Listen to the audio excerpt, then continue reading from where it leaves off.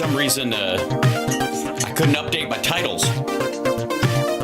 Apparently, there's a lot of craziness happening over at Facebook and Instagram. We're up on there, right? Yep, everybody can see it. Share the show out, by the way. Hi, Twitch. What's up, Twitch people? Throw me some emojis. Show me emojis. Show me the money! Come on.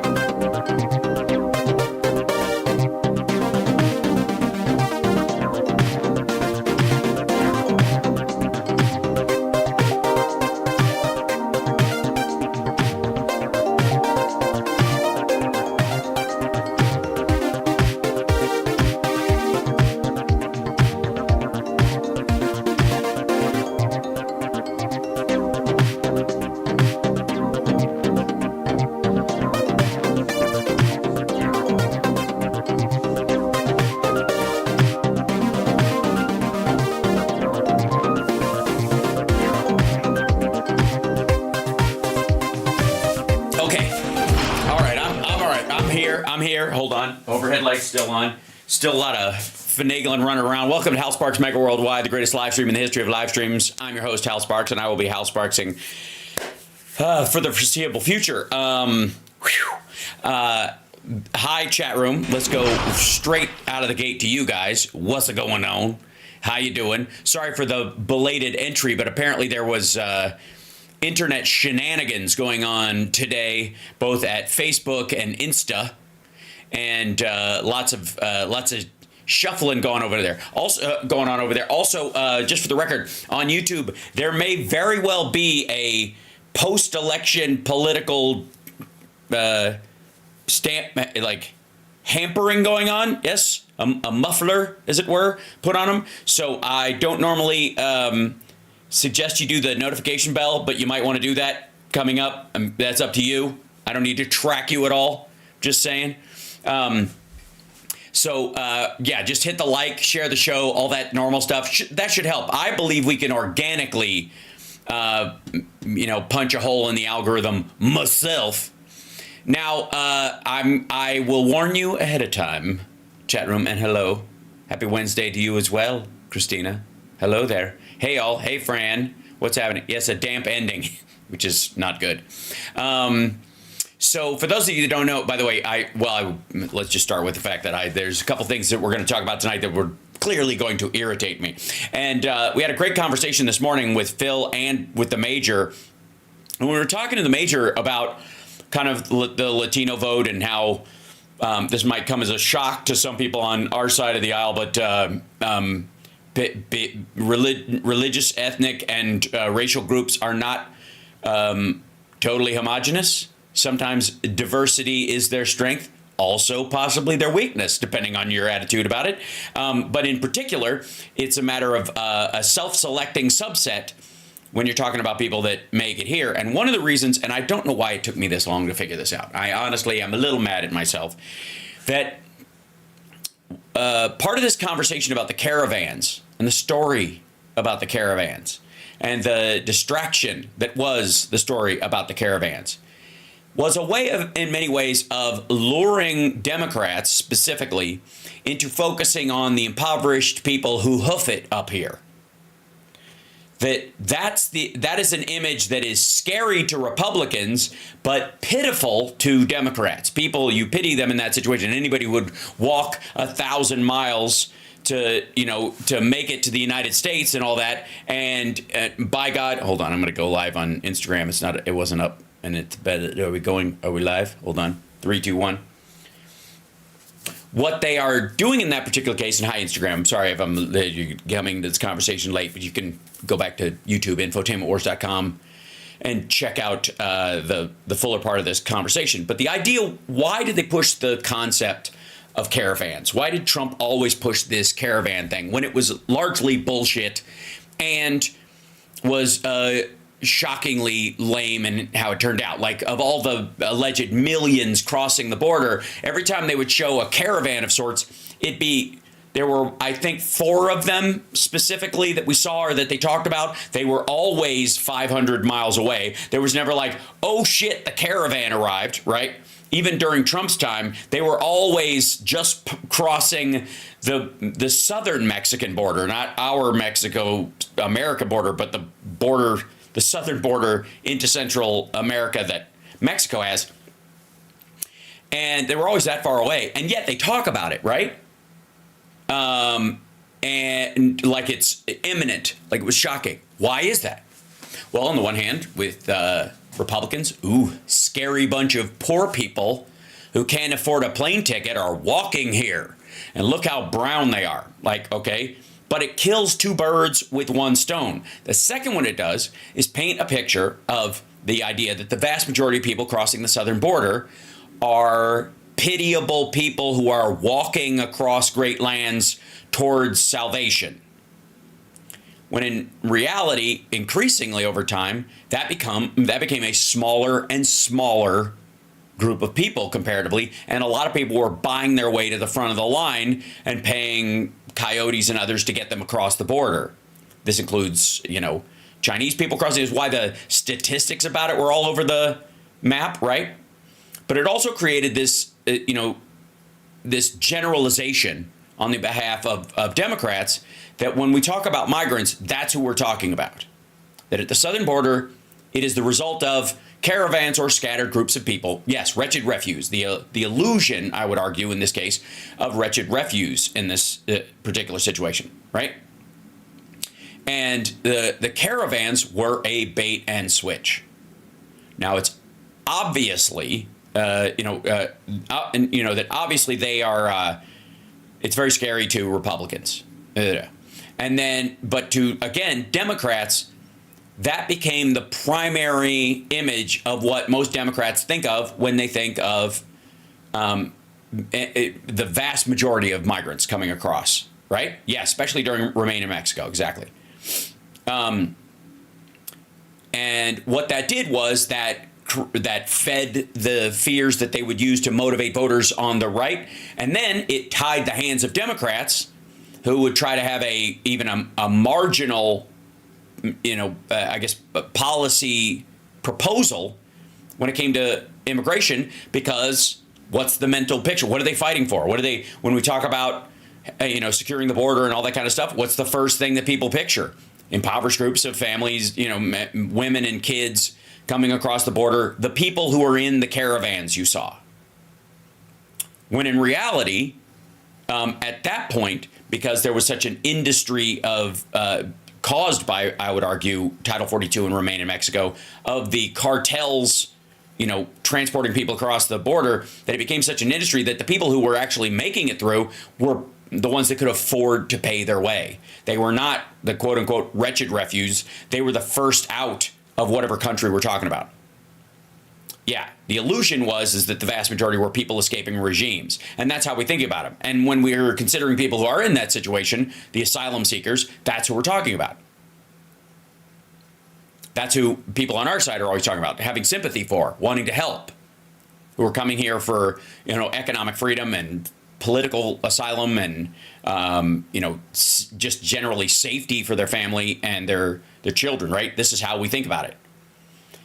But in the meantime, the reality is that over the course of 2019 into 2020 especially, and then afterwards, the machinery set up was because of Title 42, is you could go through, and if you fucked up and got caught, it wouldn't go on your permanent record. So people who would otherwise seek legitimate crossing would just risk it, assuming that they themselves could get through and stay through, and if they could stay in long enough, they could maybe claim amnesty or get an asylum claim. But once they were on the ground, especially if they were from, Europe, the Middle East, Africa, Asia, they had a higher chance of doing that. So it's set up this industry, this conveyor belt that we've talked about before, specifically for that point. And so the showing of the caravans drew attention away from that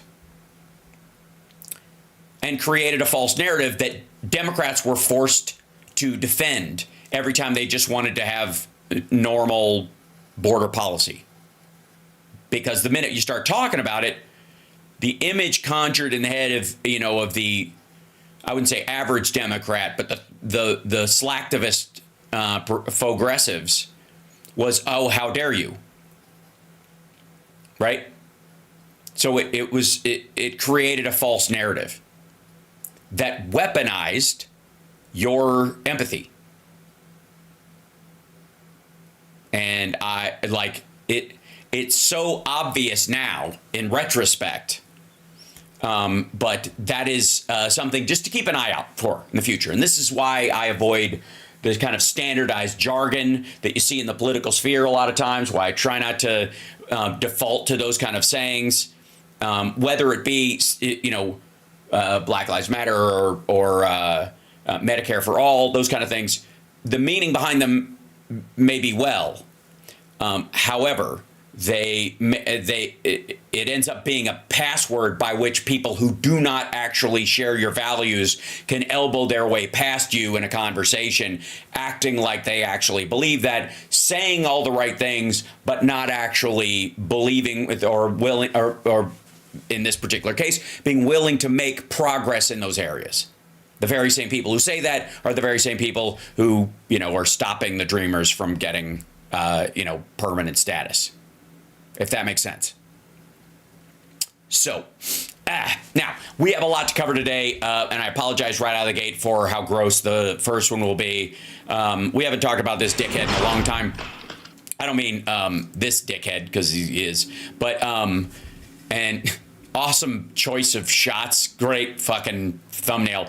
Rusty Trombone here posted this, and yeah, just so you know, he's on Locals called The Oracles. His local show is called The Oracles, really. And he get a live weekly special, Break Bread, get access to all the interviews for the week.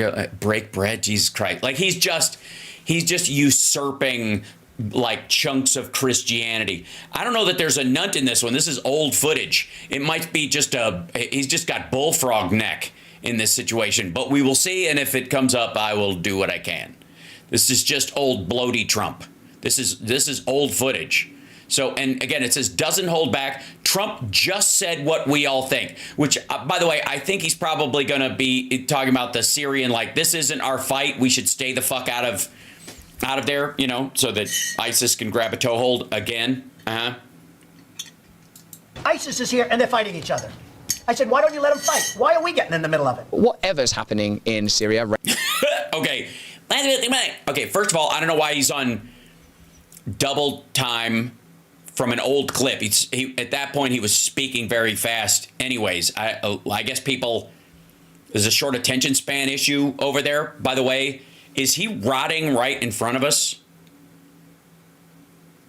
I mean, I know he's a fucking mess, but I gotta say, he looks like he's on a hunger strike. Maybe it's just that you can't show bloaty Trump first with his fucking bullfrog neck and then cut to yourself. Maybe that's the mistake. I don't know. Regime change, rebels. It's likely significantly connected to the agenda of the powerful, because it wouldn't be. Sure. What's happening in Syria is likely connected to the agenda of the powerful. Never mind the fact that Russia was the powerful support behind Syria, and believe me, their agenda was not for the leadership to be deposed. What he means is fuck America, whatever. From, I guess he's in where is he doing this show from? Is this Tucker Carlson's shitter? Honestly. I like wood. See? Deeper and longer. Happening. And when you have populist leaders now emergent, and I think we're going to see more of this across the world, it's already a phenomenon that's defining our time, saying stuff like this is how Trump regards Syria. So Taliban is our enemy. ISIS is our enemy.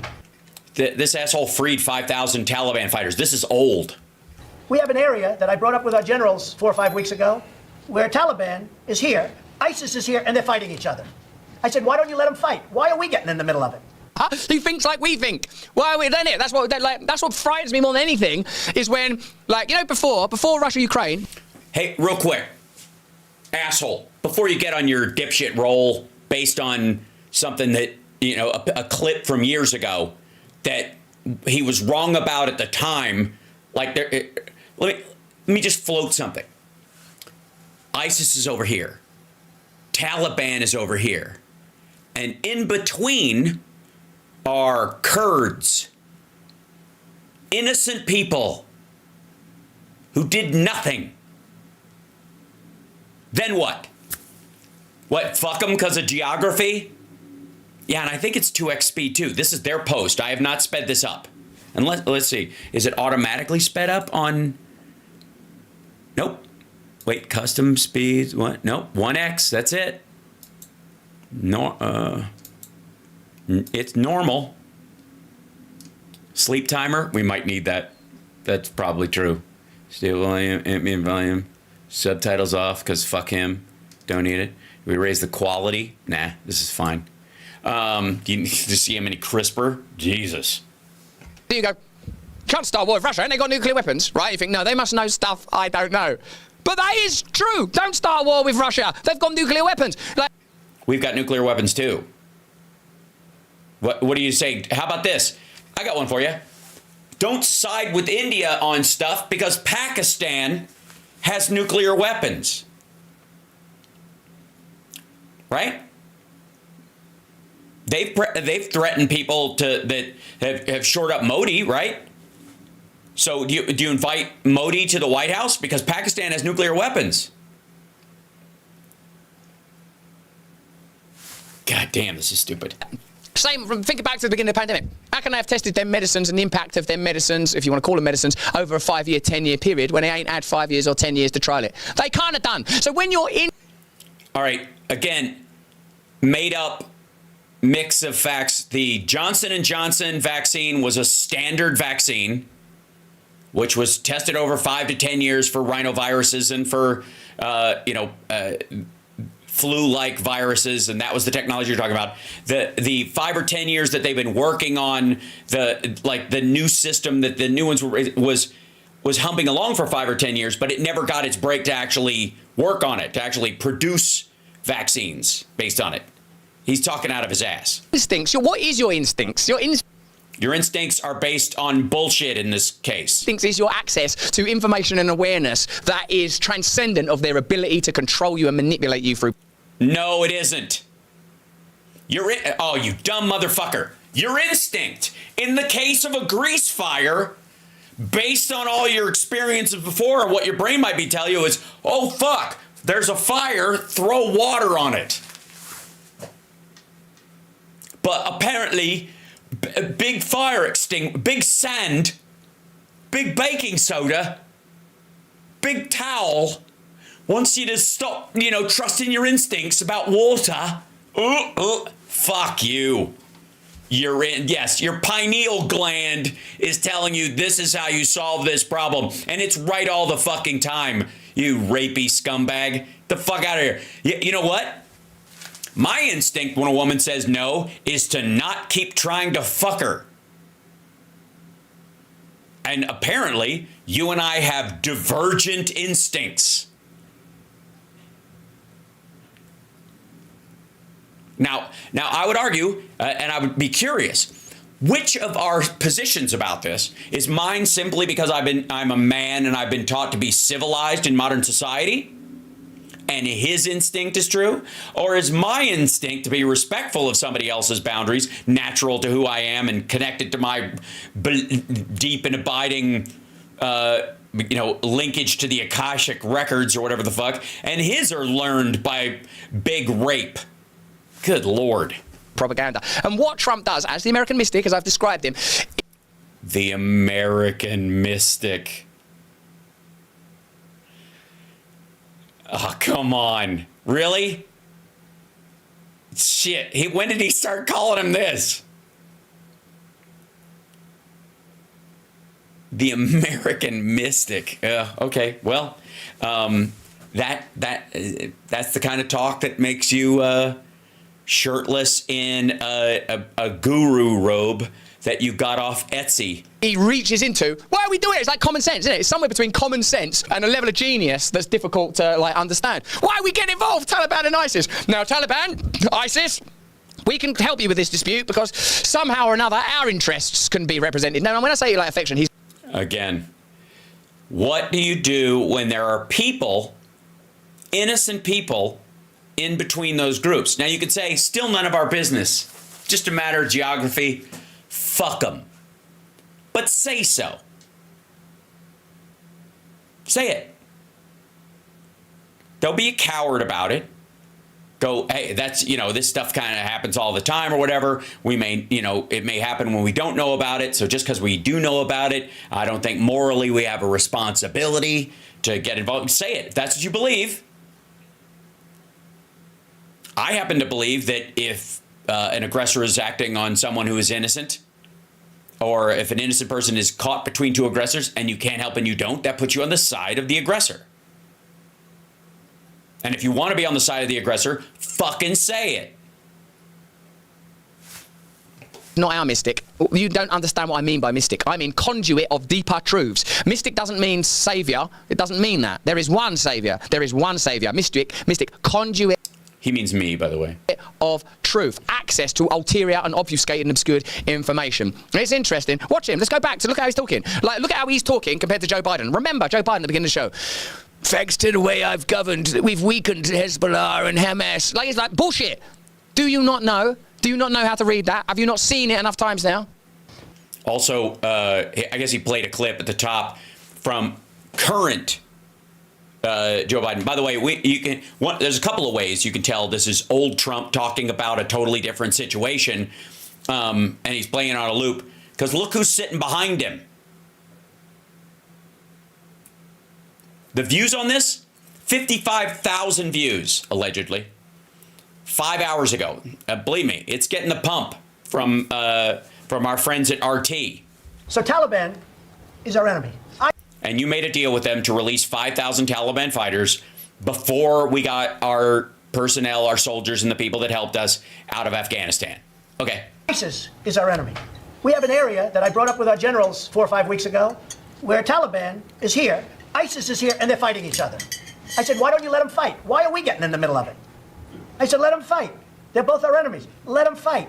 Sir, we want to do it. They go in and they end up fighting both of them. It's the craziest thing I've ever seen.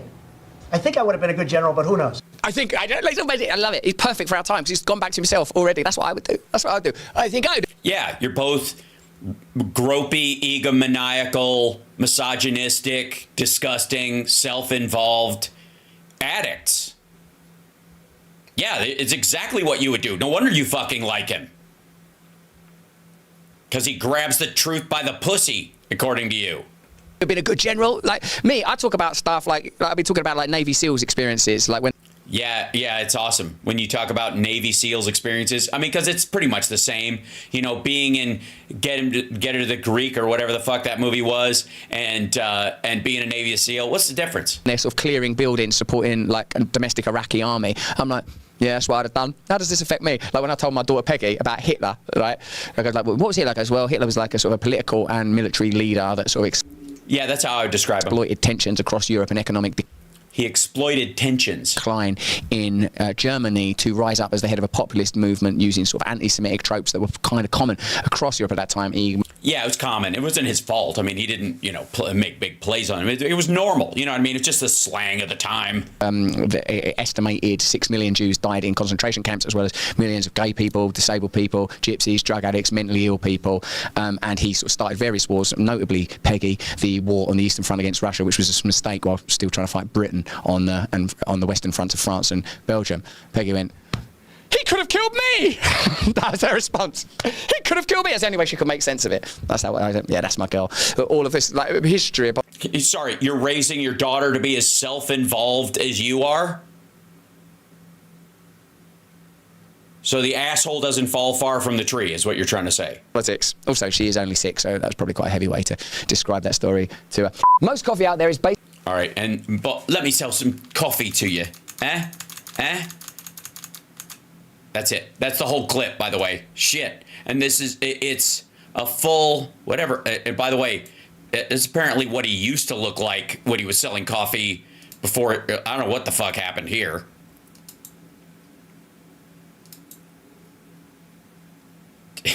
Just there's a rough one going on. I guess it's the 4 open sexual assault cases, right?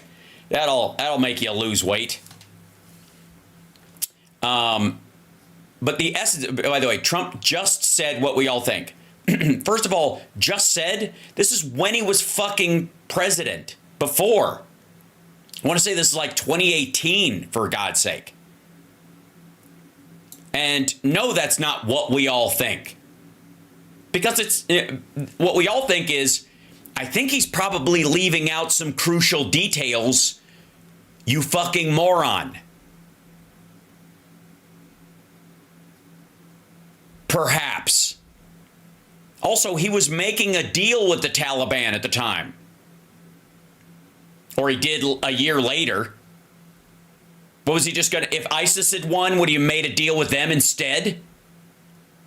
Let us get out of Afghanistan and I'll let you have a caliphate in Afghanistan. How about that? Just don't shoot anybody until we're gone.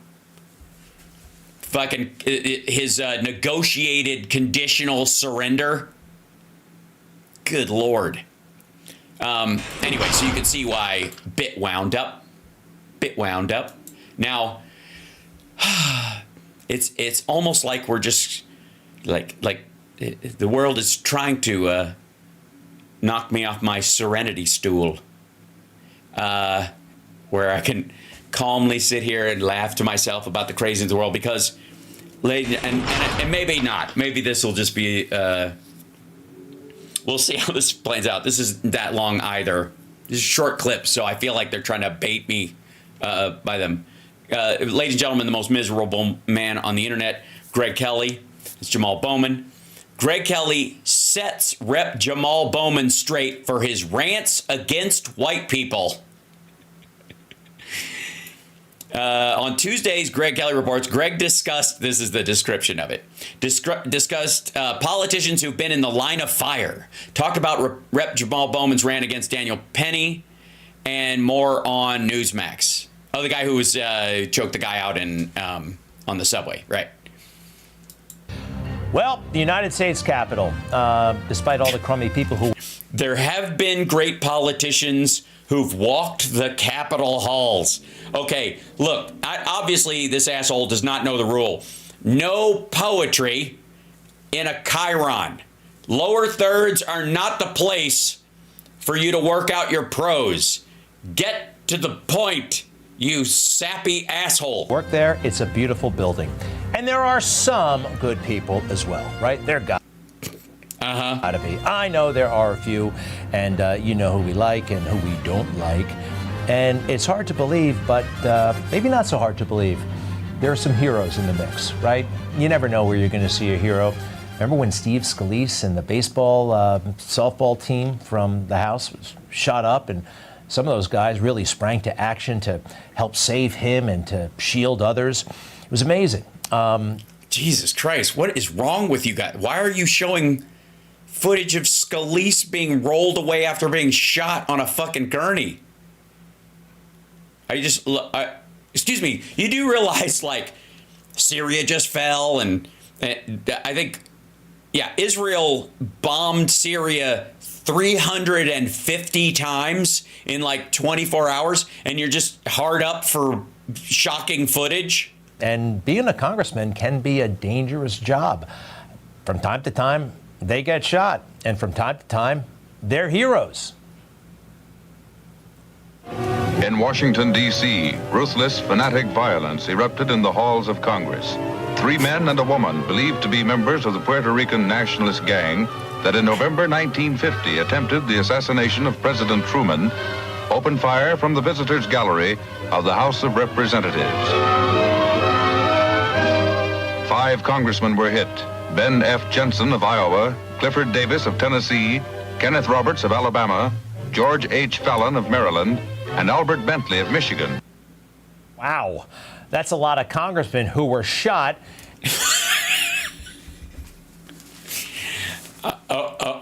Okay, asshole. Why are you shocked? It's your footage. Jesus Christ. And seriously wounded. Keep it the videotape. They kept bringing the guys out. That was film, by the way, at the time. 1954. Fucking full-on film.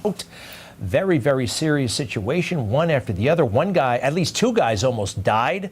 Now, who do we have? We have Jamal Bowman. Jamal Bowman, soon to be ex-congressman. They're freaking cowards. They're gutless. They're not here. I'm talking about gun violence. You know, there's never been I'm talking about gun violence. in a school that allows teachers to carry. Carry guns? You think Would you more guns lead to more death? Would you co-sponsor More that? guns lead to more death. All right, Look so at the he's data. always getting into fights, but you know they're hero. Yeah, I would compare this. I think we got an apples and apples situation. You know, a guy trying to fight gun violence.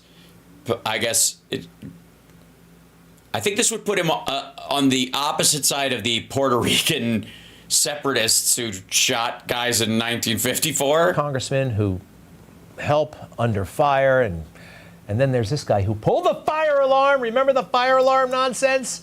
Yeah, you would get suspended from school and possibly a JD card for the rest of your life. Yep, there you A JD card? go. Pull the fire alarm, why don't you? How did he get away with that one? Well, as he leaves office, I don't think he did. he has a few things to say about white people. Doesn't like white people. Doesn't like white people, just in general. That's why he's leaving the Capitol. Too many white people. That's the issue, you know. Walking around, there's Elizabeth Warren walking around. It's just, he doesn't like her. She's white. Daniel Penny is free, and he doesn't like that. So Jamal Bowman takes out his Twitter and goes on a racist rant that would... Well, in his defense, that's all Twitter is good for these days. That's the entire purpose of the site now. It is just for racist rants. As a matter of fact, there's just no way to make it through the algorithm of Twitter unless you go on a racist rant. It's why I left. Well, one of the reasons. Cancel most people, but let's take a look.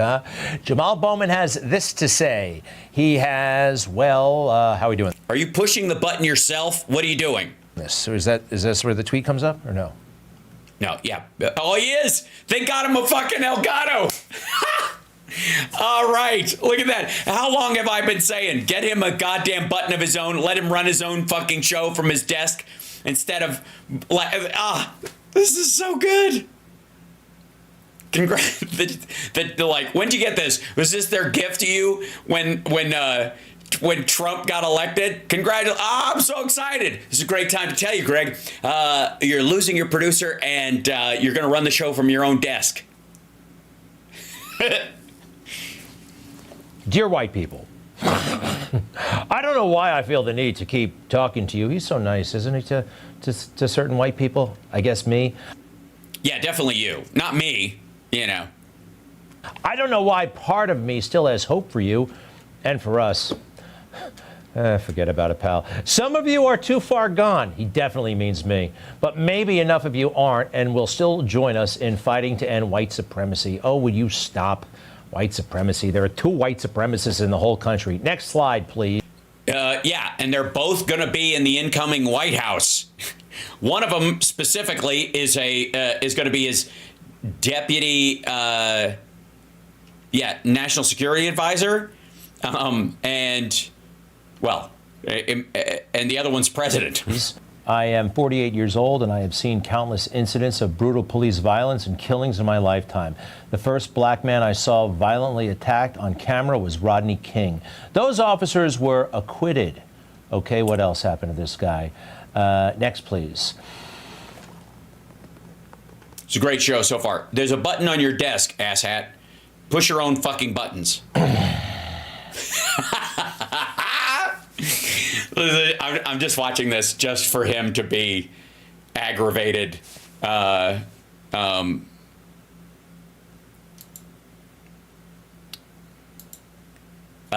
Yeah, no hashtag free Luigi around here. Nope. Next was Eric Garner.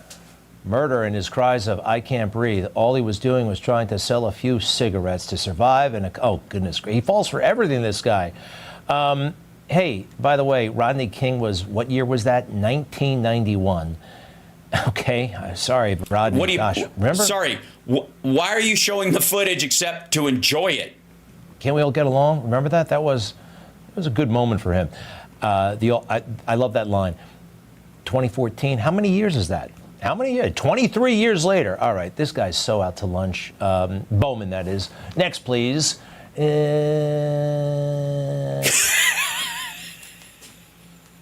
Sorry. Please disregard his like, cop killing people porn that he's excited about or whatever, and just focus on the abject embarrassment, the embarrassing nature of Greg Kelly trying to run his own show from his desk by not knowing where to look. Just don't give him the keys to your emotional house by paying too much attention to this. This is what he wants. He wants you so upset about this shit that you don't notice what a dickhead he is. I would like to say, for the record, this is just him being a dickhead. I saw. By the way, CSL, I'm not going to ask you to grab that audio at all. Next, please. I saw 5 black. I can't tell if it took that long for the scene to come up, or if it took him that long to start figuring out how to read. Memphis police officers beating a black man to death on camera. White supremacy is not skin color. It is a state of mind. All right. He is leaving Congress soon. For comparison, I ask white people, how many times have you seen a white man killed in cold blood on camera on your news feed? How many times have you ever heard about this? The answer is never. You never have. All right, let's let him go back into his world of delusion. Jamal Bowman, it's been fun, not so fun knowing you. All right. Oh, and your hero, Jordan Neely. This is what got him all upset. Jordan Neely, the late Jordan Neely.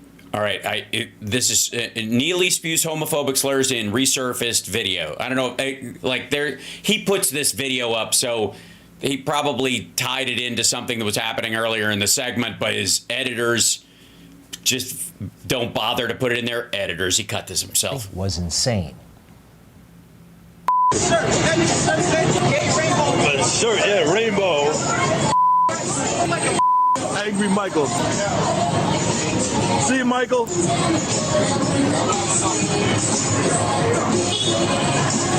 Yo, that guy was crazy. What are you gonna do? What are you gonna do? What are you gonna do? What do? I'll call the cops. Punch me. I'll call the cops. You something? Whoa. Swinging, man, huh? I'll call the cops. I will. Oh, by the way, this is the guy who was choked out who went nuts on the train, and Daniel Penny put him in a chokehold and he died. And that's what the case was about. It was just dismissed or whatever. And nobody's lost on the fact that, again, they get to grab this case and make it a cause for themselves because Penny is white. If he'd been Hispanic, they wouldn't even remember it. Yikes.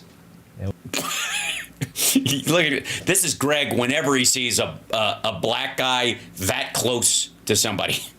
It was the F word and the N word over and over again. And that was Daniel Penny back when they say he was doing the good Michael Jackson impression.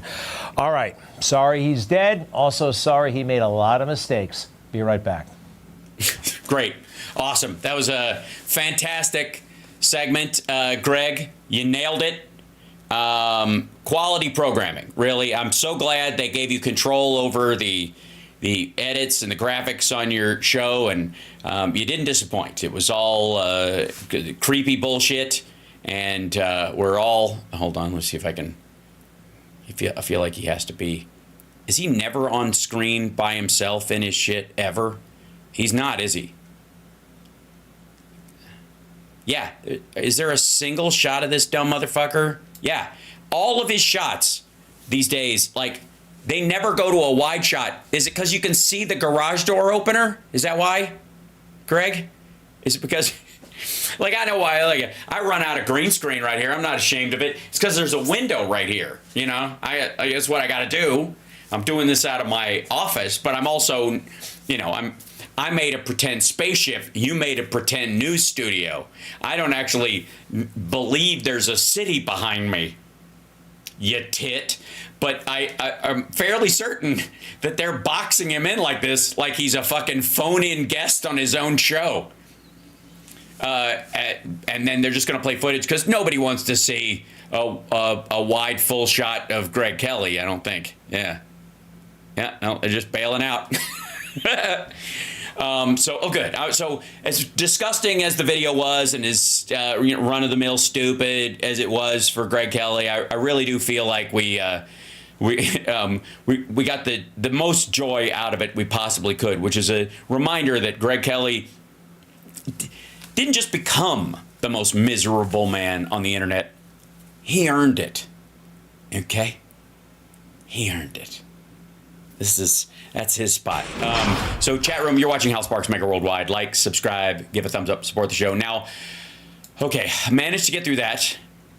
There are a couple of these things that I'm curious about. A couple of these clips that are available to me that I'm like, well, what could that be? Well, what could that be? One of them is this one. You know how I feel about, let's say, RFK Jr. Coming into the HHS, and if he indeed does, that still remains to be seen, but that he only really has two options to deal with things. Carrots and sticks. Subsidies, or, in the case of, food companies that they're going to make them take an additive out. No, okay, you're going to have to pay them to make up for it if you don't have a scientific study that proves that it's, more harmful than good or whatever. And then the other one, of course, is regulations, which is standard government shit. Like, they're not reinventing the wheel, and they're, walls and wheels, they're always the same. So in this particular instance, you got somebody on Fox Business. The most infuriating Biden regulation revealed by economist. This is Steve Moore. Let's see. President Biden filing the Federal Register with the most regulations of any president in a single year on the bottom line. So apparently Biden did more regulations than any president ever, which just goes to show you that most of the time presidents don't do it. The House and the Senate do. But here we go. Let's see. Let's see what I'm curious if it was the most ever in a year, what could possibly be the worst one? Americans voted for a brighter economic future and voted out Bidenomics. But Joe Biden seems to be the only one who missed that memo. He did a speech at the White House, like remarks on the quality of their economy, which compared to the rest of the world coming out of COVID kicked total ass, and he was absolutely right, and he regrew the economy. Everything, this is true. Just because people have bullshitted themselves or been bullshitted by the news into thinking that we had monetary inflation instead of supply shock is not his fault. It's the news's fault. In the case of MSNBC and CNN, that's a mistake or a failure on their part. In the case of Fox and Fox Business, it's a strategy. His economic legacy just today. Most economists agree the new administration is going to inherit a fairly strong economy, at least at the moment. An economy going through fundamental transformation that's laid out a stronger foundation and a sustainable, broad-based, highly productive growth. That is my profound hope that the new administration will preserve and build on this progress. If that's true. Some of it, maybe one or two words. This coming from the official regulation. Biden breaks record for most Federal Register pages filled? Oh. Filled? Do people, do they have a tendency to post half-empty pages? Fox? Filed, I think is what you mean? But okay. What do I know? I'm not a giant news organization with a huge staff. I make typos myself most of the time because I'm busy trying to get fill out the information for the show to get it posted online, but with a cat sitting on my lap at the same time. So that wants to be petted while I type, which is very difficult. I'm not that good typing with two hands. Biden 98,618, 2024 so far. Obama 95,913 pages. Could it possibly be that the Federal Register pages also filed in a single year? These are not just regulations, but the complexity of them, the explanation, because again, the more freedoms you have, the more finely sliced they will be. President who just broke Obama's record for filling the Federal Register with the most regulations of any president. It's full? Oh, shit. Well, I guess Trump will have an easy time, because he can't pass any new regulations. He can't file anything. It's full. He filled it. President in a single year. Are you ready? 98,608. We didn't have to be ready. You showed it right away. The camera wasn't on you. It was on this the whole time. 18 pages of them. Also, by the way, Judge Janine is interviewing Daniel Penny, the guy that from the news thing, the guy who went to jail for choking the dude out and whatever.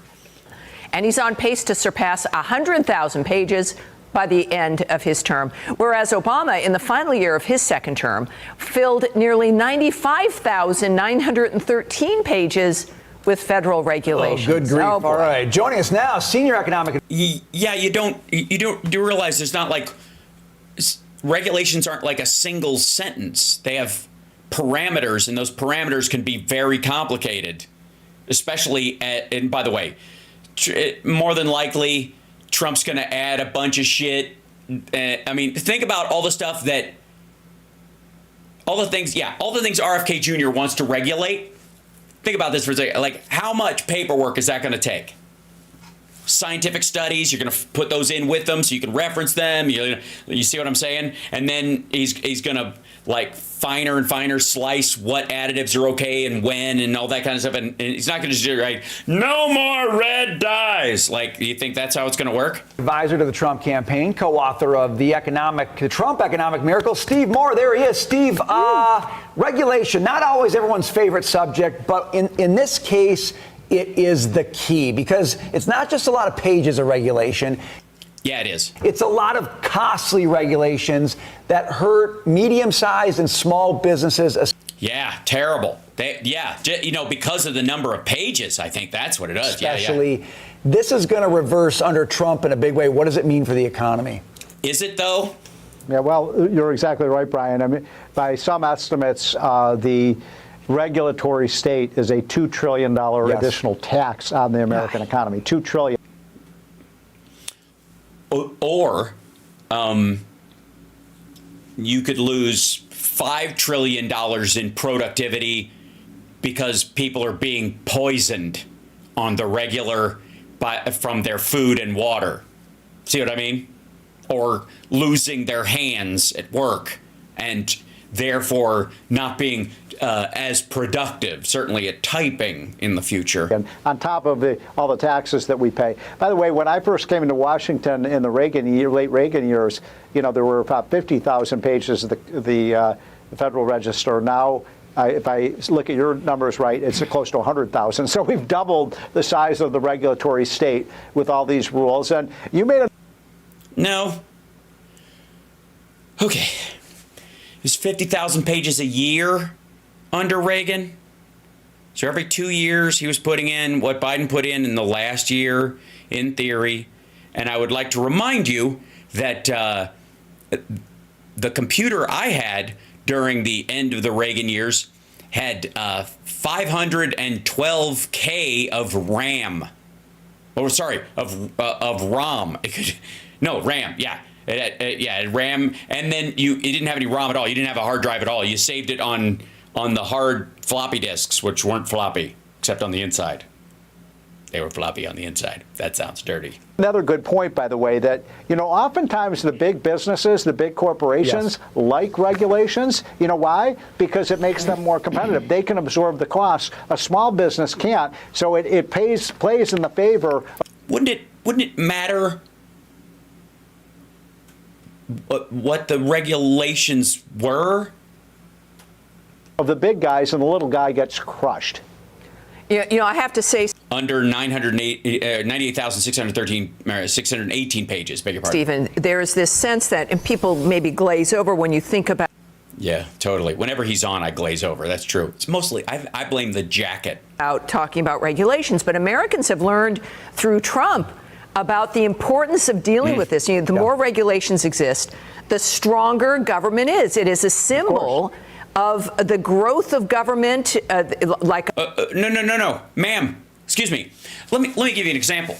Thou shalt not kill is a regulation, and it applies to every situation without fail wherein your actions result in the demise of one of your fellow human beings.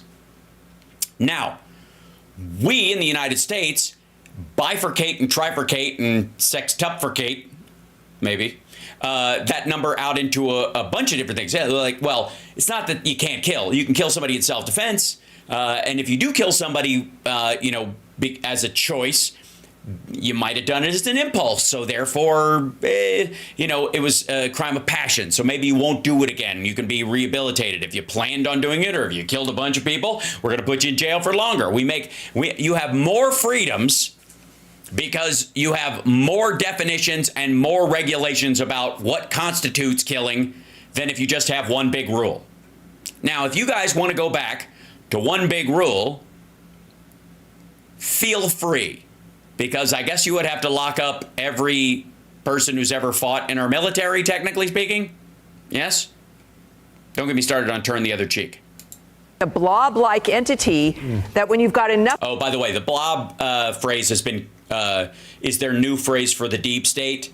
It's this amorphous thing. And the reason they want to do that is because it bureaucrat was too specific, made you think of a pencil-pushing asshole who's following you around going, this is not efficient, which is now what Doge is going to do. So they're trying to pretend that they're not just becoming fucking bureaucrats. So they use deep state. Deep state are the unelected, unappointed people who are working in government, of which Trump has dozens and dozens that he's thrown in there and that he will put back in there, that are going to work in concert with him on the regular. So apparently they're not the deep state because they're the the shallow state, which actually makes more sense.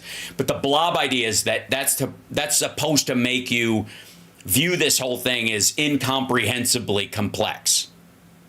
You can't even get a grasp on, or a handle on it, right? Okay. Regulations or laws. Thank you, Yvonne. It means when we wake up in the morning, we're breaking a rule or we're breaking the law. I mean, that. No, it doesn't. You weird lady. Ma'am, excuse me. You're an asshole. The regulatory state is not that extreme. That's one of the problems with it. Granted, maybe I'm taking this personally. When you say we, maybe you and your husband are engaged in some sort of, real estate scheme to defraud people. This. I think one of the regulations that really infuriated people the most was when the federal government started telling people what car they can drive. Yes, and that they can't exactly. use gas stoves. Things that hit them right in. Okay, nobody was told they can't use gas stoves. Notice how he jumped to that. And they're not telling you what kind of car you can drive. They're saying there are limits on what kind of cars you can sell. There are already ones. There are already lots of rules about the kind of car you can buy. You can't buy a nuclear car right now. You can't make or sell a car that runs on nuclear power. It might run forever. You might be able to convince yourself that you've housed the energy storage and production part of the engine in concrete and lead, so it'll never get out. And the car can be as heavy as it wants because it can propel itself and whatever. But you can't do it. That already exists. What he means is the amount of pollution your car can produce, because there is no electric car mandate. Just the standard of the output of fluorocarbons and pollutants that come out of a car have gotten higher and higher over time because they're not good for people. Yeah, that's right. You can in Russia. Absolutely. Well, that's what he envies. I mean, I personally think he should move there. Gas stoves. Right at home. Right. Gas stoves. Fuck you. You can have a gas stove. You just have to ventilate it, you dumbass. Because unventilated gas stoves in impoverished areas cause asthma and cost us all a shit ton of money. You know what you can't do? You know what you can't do? You can't thin out the herd in a fucking emergency room on a day with bad air quality, which is filled with kids with asthma on the spot. You can't just run them out. But you can interfere with the process that makes more of them end up there. Fukushima Motors. That's right. I'm opening that next week. I've got a developer. I got some venture capital money I'm working on. Because people are saying, wait a minute, the federal government is telling me what I can put in my kitchen. I mean, whatever happened to keep the government out of the boardroom and the bedroom? But excuse me, abortion asshole. Listen, no. There are federal regulations on safety and security for the American people that are ubiquitous across the country. The federal government, in terms of Medicare and Medicaid, for example, are on the hook for people in Alabama who have asthma because they were raised in a house with a gas stove with no fucking ventilation. All right, Normal Nod is saying my gas stove has zero ventilation because my house was built before those regulations existed. Exactly. And that's all they're saying. Going forward, that's what you'll have to have. And that's on new builds. It's the same thing with electric cars or cars with, that pollute less, technically speaking. If I may, I'm so angry. You may not. About this speech that Biden gave today, acting.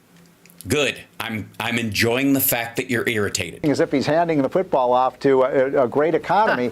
Well, and it's improved a lot. Have you noticed in the last 30 days? Did you see what happened? Because you guys have changed your mind. Yeah. The opinion of Republicans and how they feel about it, right, has changed immensely. Yeah, our economy's great now that Trump's won the election. The new numbers from the National Federation of Independent Business. Yeah, the small business confidence went way up. Consumer confidence has gone way up. The stock market has gone way up. But I think that Biden will go down in history. That's because it was weighed down by Republicans who were pissed and angry and lying and being told a story.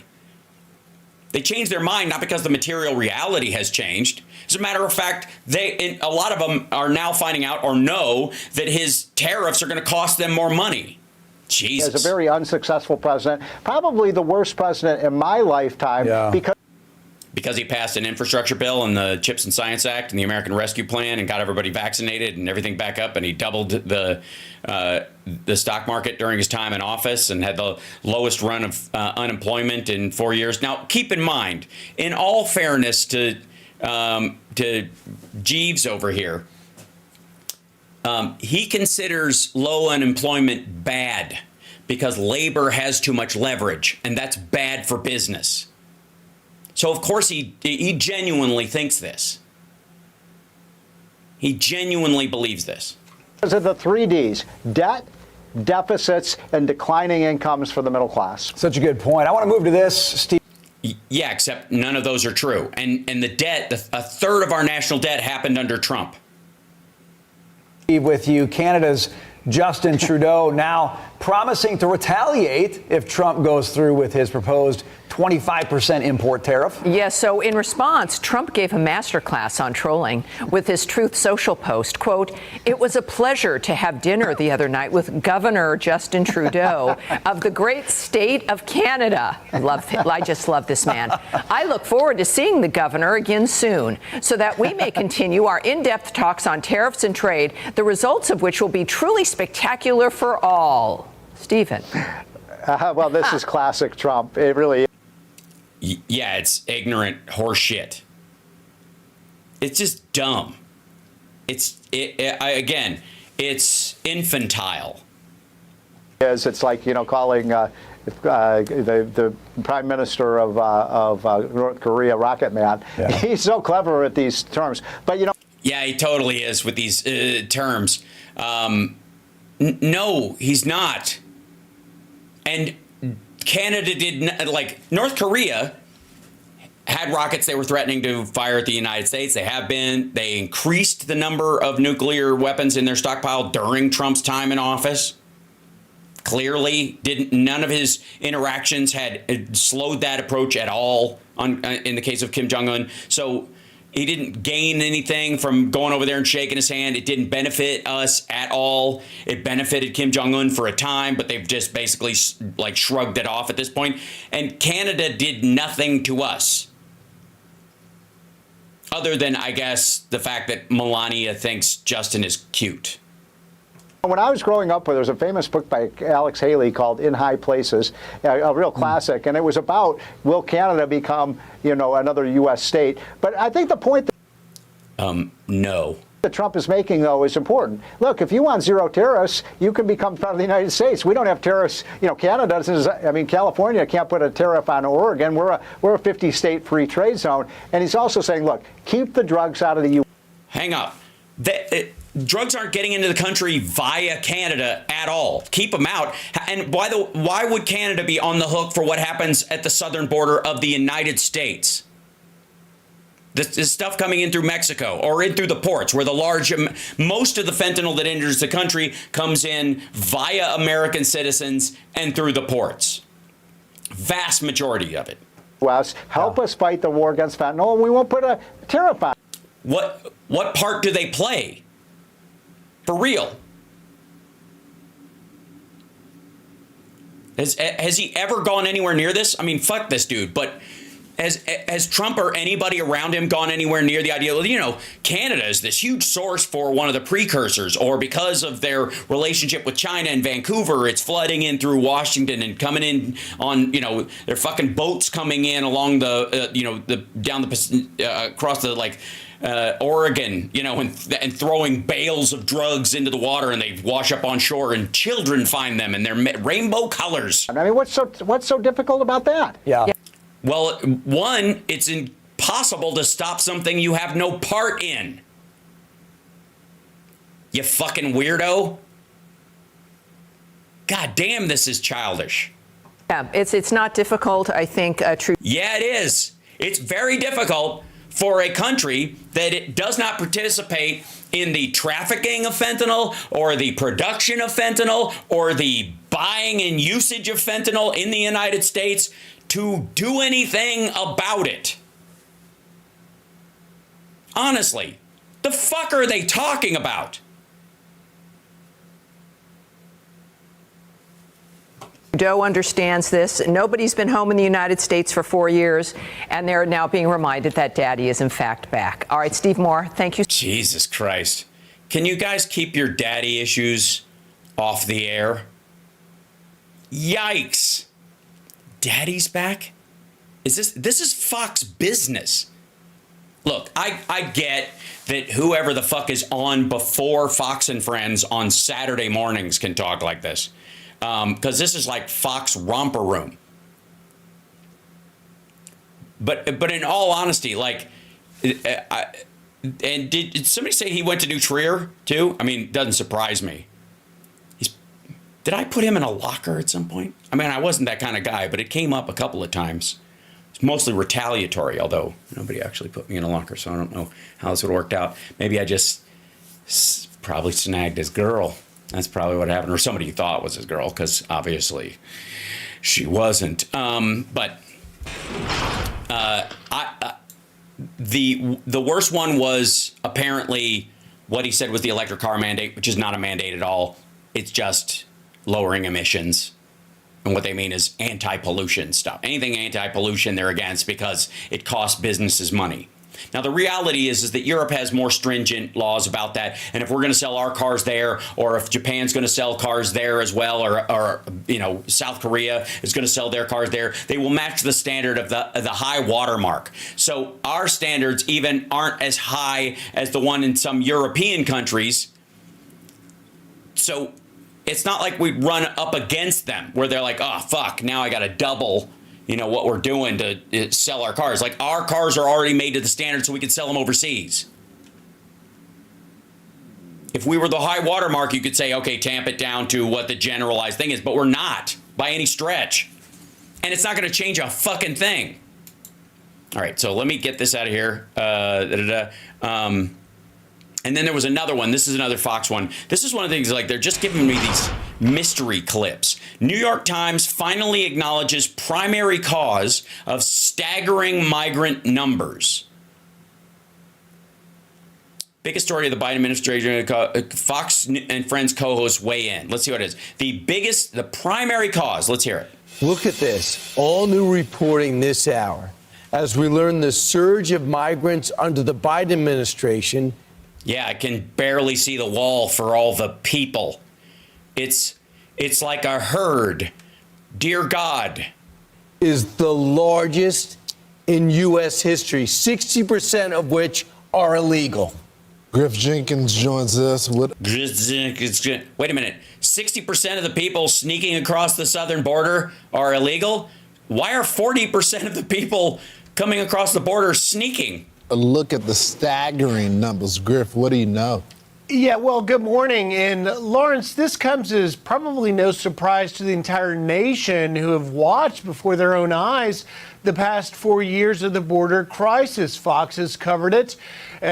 Yeah, I know you guys play the same shit on a loop. Get to the actual numbers. On the ground and from our drones, and you have seen it. And now the New York Times is crunching government data, realizing that... Is this slowed down? Are you drunk? This border crisis. Now it's time to think of my number. Down in the history books as the biggest story of the Biden administration. The Times took a deep dive into that government data and found the surge is the largest in U.S. history, surpassing the great immigration boom of the late 1800s. They say annual... Yeah, when we kept really good numbers. Net migration, the number of people coming to the country minus the number leaving, averaged 2.4 million people from 2021 to 2023. Average annual net migration between the estimated total number of migrants under Biden. That means, okay, I see. So, from the Congressional Budget Office. Who thinks we're going to unpack this thing and it's going to be encounters? According to the Congressional Budget Office. And they found that the total net migration during the Biden administration is likely to exceed 8 million people. In the article, they write this: that's a faster pace of arrivals than during any other period on record, including the peak years of Ellis Island traffic. Recent immigration surge has been the largest in history. Okay, hold on. So, hey, I got to check this out. You want to check this out? Okay, so, New York Times. Oops. I can type. New York Times, recent immigration surge. Okay, that should give us the article, I think.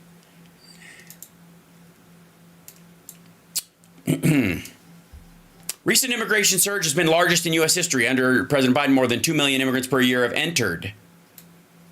But have they stayed? Government data shows. The immigration surge of the past few years has been the largest in U.S. history, surpassing the annual net migration. The number of people coming into the country minus the number leaving, average 2.4 people from 2021 to 2023. We don't actually track people who are automatically kicked out, deportations versus that, whatever, during Title 42 anyways. According to the Congressional Budget Office, total net migration during the Biden administration is likely to exceed. Okay, that's a faster pace of arrivals than during other period. Historic boom in immigration. Okay, the numbers in the Times analysis include both legal and illegal immigration. So, about 60% of immigrants who have entered the country since 2021 have done so without legal authorization, according to Goldman Sachs report based on government data. The combined increase of legal and illegal immigration has caused the share of U.S. population born in another country to reach a new high, 15% in 2023, up from 13 in 2020. Previous high was 14.8 in 1890. All right. New high for U.S. foreign-born population. Cause and effect, several factors that are welcoming immigration, just 30, offended by harsh policies, including where a nation says if you want to flee, you're fleeing oppression, you should come. After taking office, administration loosened the rules on asylum, immigration policies, blah, blah. Outside causes have also played Haiti, Ukraine, Venezuela, desperate people, blah, blah, blah. After a crackdown, fewer arrests, encounters with U.S. Border Patrol along the southwest border. Encounters.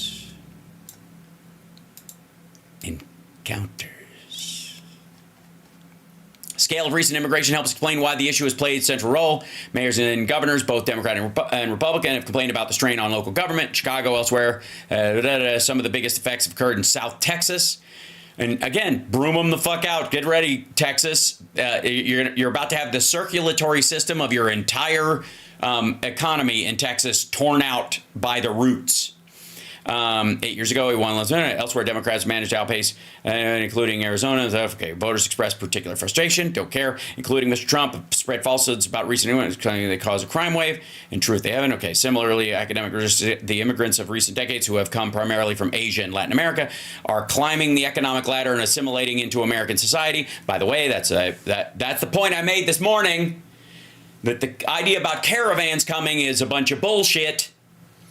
That the vast majority of the people who are making it here now, both legally and illegally, are the ones who can afford to make the trip and fly as close to the border as they can, or try over, or can pay coyotes multiple times for their entire family. They can pay for 4 people instead of just coming here by themselves. So you bring the whole family with you and they can afford it. So of course they're assimilating and climbing the economic ladder. They already have businesses here in some cases. So whatever. Okay. High levels of immigration do have downsides. We're talking about, they describe the recent increase as something that we really haven't seen in recent memory. How cool wage growth, census undercount. Even with all the political attention on immigration, the precise size of the surge has been unclear because of the different ways the federal government collects data. When looking at this distant past, researchers rely on a once-a-decade census. But over the short term, and especially during periods of change, the Census Bureau can underestimate the size of immigrant population. Outside researchers say, for one thing, some immigrants, especially those without legal status, are likely to avoid replying to surveys. Really? And the census uses a statistical technique that assumes the country's population is not changing rapidly from year to year. For reasons researchers have more faith in recent data collected by the Congressional Budget Office. It combines surveys with administrative data on border crossings, asylum applications, and other immigration records to estimate net migration. Private firms have conducted their own similar conclusion as the CBO. Jerome Powell read recent immigration were likely not fully reflected in census numbers, blah, blah, blah. Annual service. Okay, the future. What happens next is clear. During this, 57% of voters, blah, blah, blah. But the logistics of finding, apprehending, deporting millions of people would not be simple. Public support for the policy could decline if swept up immigrants. I don't care. As a point of comparison, the Trump administration deported about 300,000 people a year, and the Obama administration deported almost 400,000 per year. Whatever the number in a second term, the recent immigration surge has probably ended. Mr. Biden's crackdown since the summer, and also Title 42, the end of the...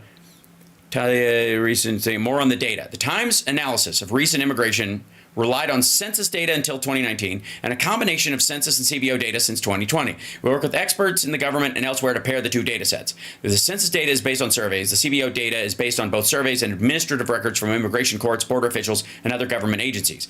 Data from 1850 to 2000 comes from the decennial census every 10 years. From 2010 to 2019, American Community Survey, and from 2020 to 2023, it comes from the ACS and the CBO.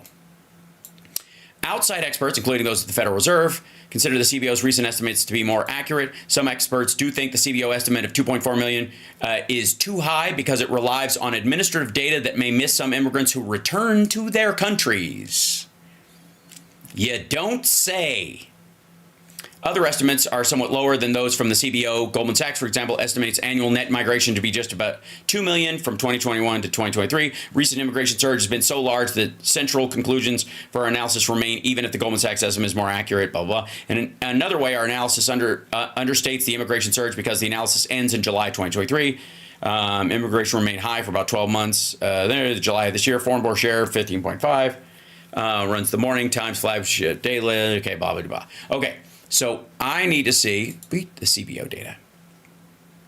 Here we go. The demographic outlook. Demographic factors that contribute to population growth. And this is the net migration number, which is what leveled out population from, that will level out. I guess the idea is level out in. So this is the spike I see. Population growth was 0.3%. Net migration was 0.2%. Births minus deaths, 0. Okay. Population growth is this black line, up and then down. Overall, it's gone down. So I guess these people are leaving? or they're going to leave, is the idea that this is what happens if you kick them out, or that we're going to decline so much. And also, this is, there's 2020. This is when Trump was in office and it started to go up.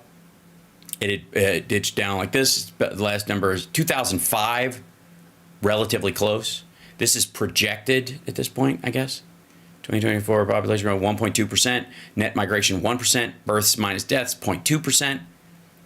Net migration is this green one. That's the people, coming versus people leaving. CBO's projection, Social Security area population, relevant population for estimating Social Security payroll taxes and benefits, and the measure of population used in this report increases from 342 million people in 2024 to 383 million people in 2054. As growth of the population age 65 or older outpaces growth of younger age groups, the population continues to become older on average. The civilian non-institutional population changes since last year. Social Security area population is projected to be larger. Effects of the immigration surge on the federal budget and economy. I think this would be the closer one. Number of people entering the states has increased sharply in recent years. Most of the increase comes from a surge in people whom the Congressional Budget Office categorizes as other foreign nationals. Some of them have received permission to enter or remain in the country. Some have not. More detail on the composition of the immigrants in the categories provided below on the basis of pre-2020 trends. Data, underlying figures, and tables. I would guess this is it. There we go. Look at this. Now we're talking. Estimated effects of migration, surge on deficits, effects on revenues, mandatory budgetary effects, net immigration, other foreign nationals on CBO's baseline, and counterfactual. Whoops. Yeah, here you go. This is where they made the other one. Scroll over here, you jerk. The net immigration of other foreign nationals over 2021-2026 period is 8.7 million people greater in CBO's baseline projections.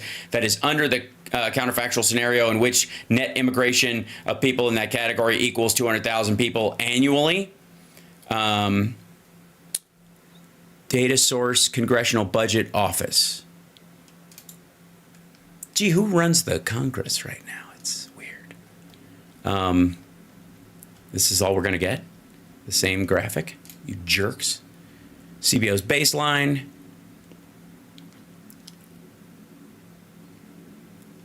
It's weird that the CBO's baseline peaks out in the last year of Biden and then immediately assumes a massive drop. It's almost as if the Congress is on Trump's side and they're the ones who put this together.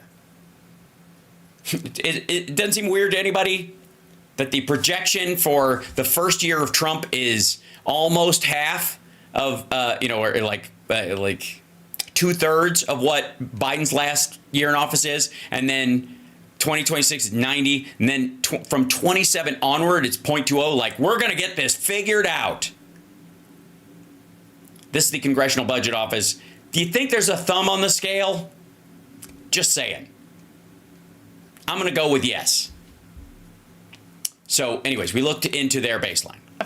When millions of Europeans came to the United States. Now, their analysis did, as you mentioned, Brian, include both legal and illegal immigration, and found 60% of immigrants who have entered the country since 2021 have done so without legal authorization. All of this comes as President-elect Trump is set to hit the ground with a Which, by the way, hold on one second.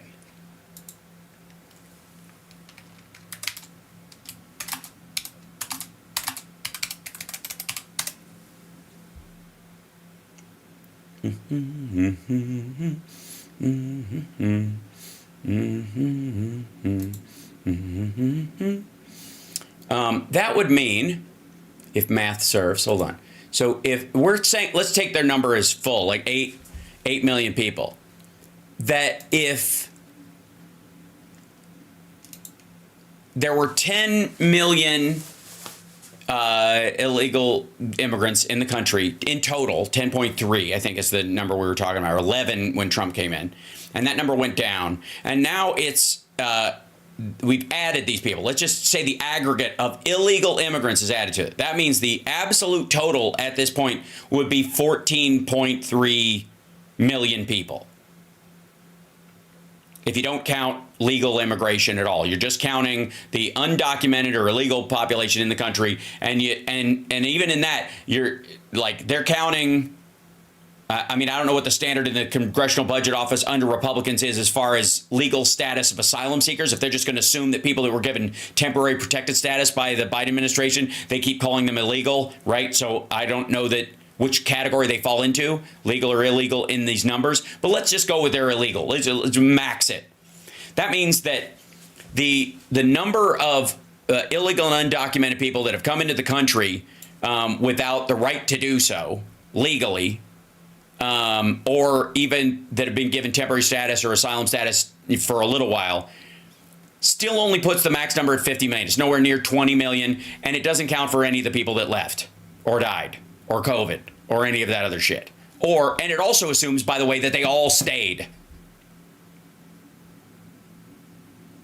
And since it goes by, 2+, they say like 2 million a year for the Goldman Sachs numbers, which were conservative, that they're saying that weight's a little closer to reality for them. That means that, 60% of those, a little over, whatever, 1.2 million of those folks are here illegally. The rest of them are legal, so it shouldn't be part of the conversation at all. None of us give a fuck about people who've been given work visas or come here to go to school. That has never been the conversation. We're not going to stop that by shutting down the southern border. Does anybody think we're going to get, 4 million of these, or 3.6 million people out, or that they should count in these numbers towards this overall number because they came here to go to college or university? Fuck, this is dumb. Mandate on day one with a plan for mass. I love the net migration shit. Like, they don't. Deportations. After all, Trump says that after mass illegal immigration, you're going to need mass deportation. But one thing is for sure, finally, even the New York Times is putting it front and center that this crisis has led to unprecedented numbers. And they found also... No, they haven't. And again, this is the... Hold on. Recent immigration... Okay. The surge has been the largest in history. More than 2 million immigrants per year have entered. And by the way, they notice it's, again, the net, and this is immigrants. This is not illegal immigrants.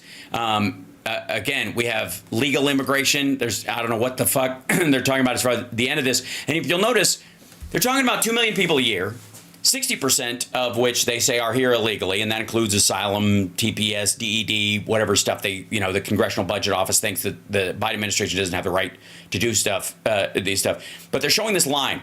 This is not, again, 3.8 million of the people they're talking about flew in through an airport, probably more than that, because, again, not all of them come across the southern border. A lot of them fly into the country, overstay visas. That's where it's where Canadian illegal immigration, where people come down here to work or hang out or get, they're in a relationship or they go to college or whatever, and then they stick around past their visa. That still qualifies as illegal immigration. But this isn't a line clearly at the Canadian border, as far as anybody thinks. You could tell because there's no snow.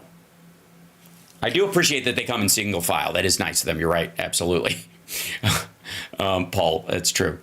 So this, migrants in Eagle Pass in 2026, or 2023 rather. Gabriel Cardenas took the picture, and then these guys wrote the article. Albert Sun did the graphics. David Leinhart did the. Let's see what else he writes. Senior writer at the New York Times, who runs The Morning, our flagship daily news. Icon journalist, advisor in learning, background work at the Times. Blah blah blah. Is there other articles that he's written? That's his contact.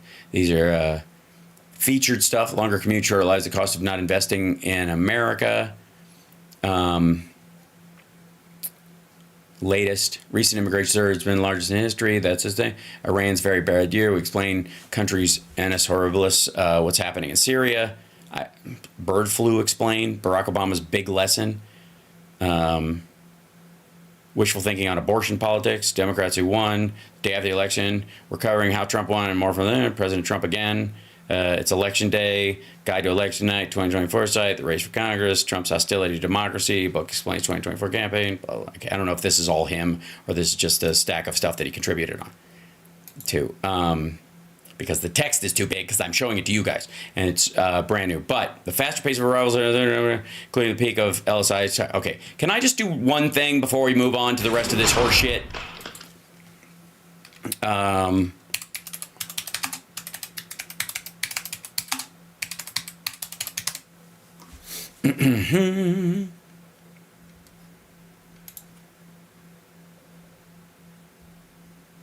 Let's see.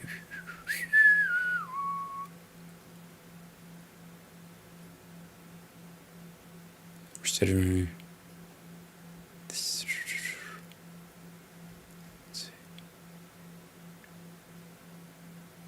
Okay.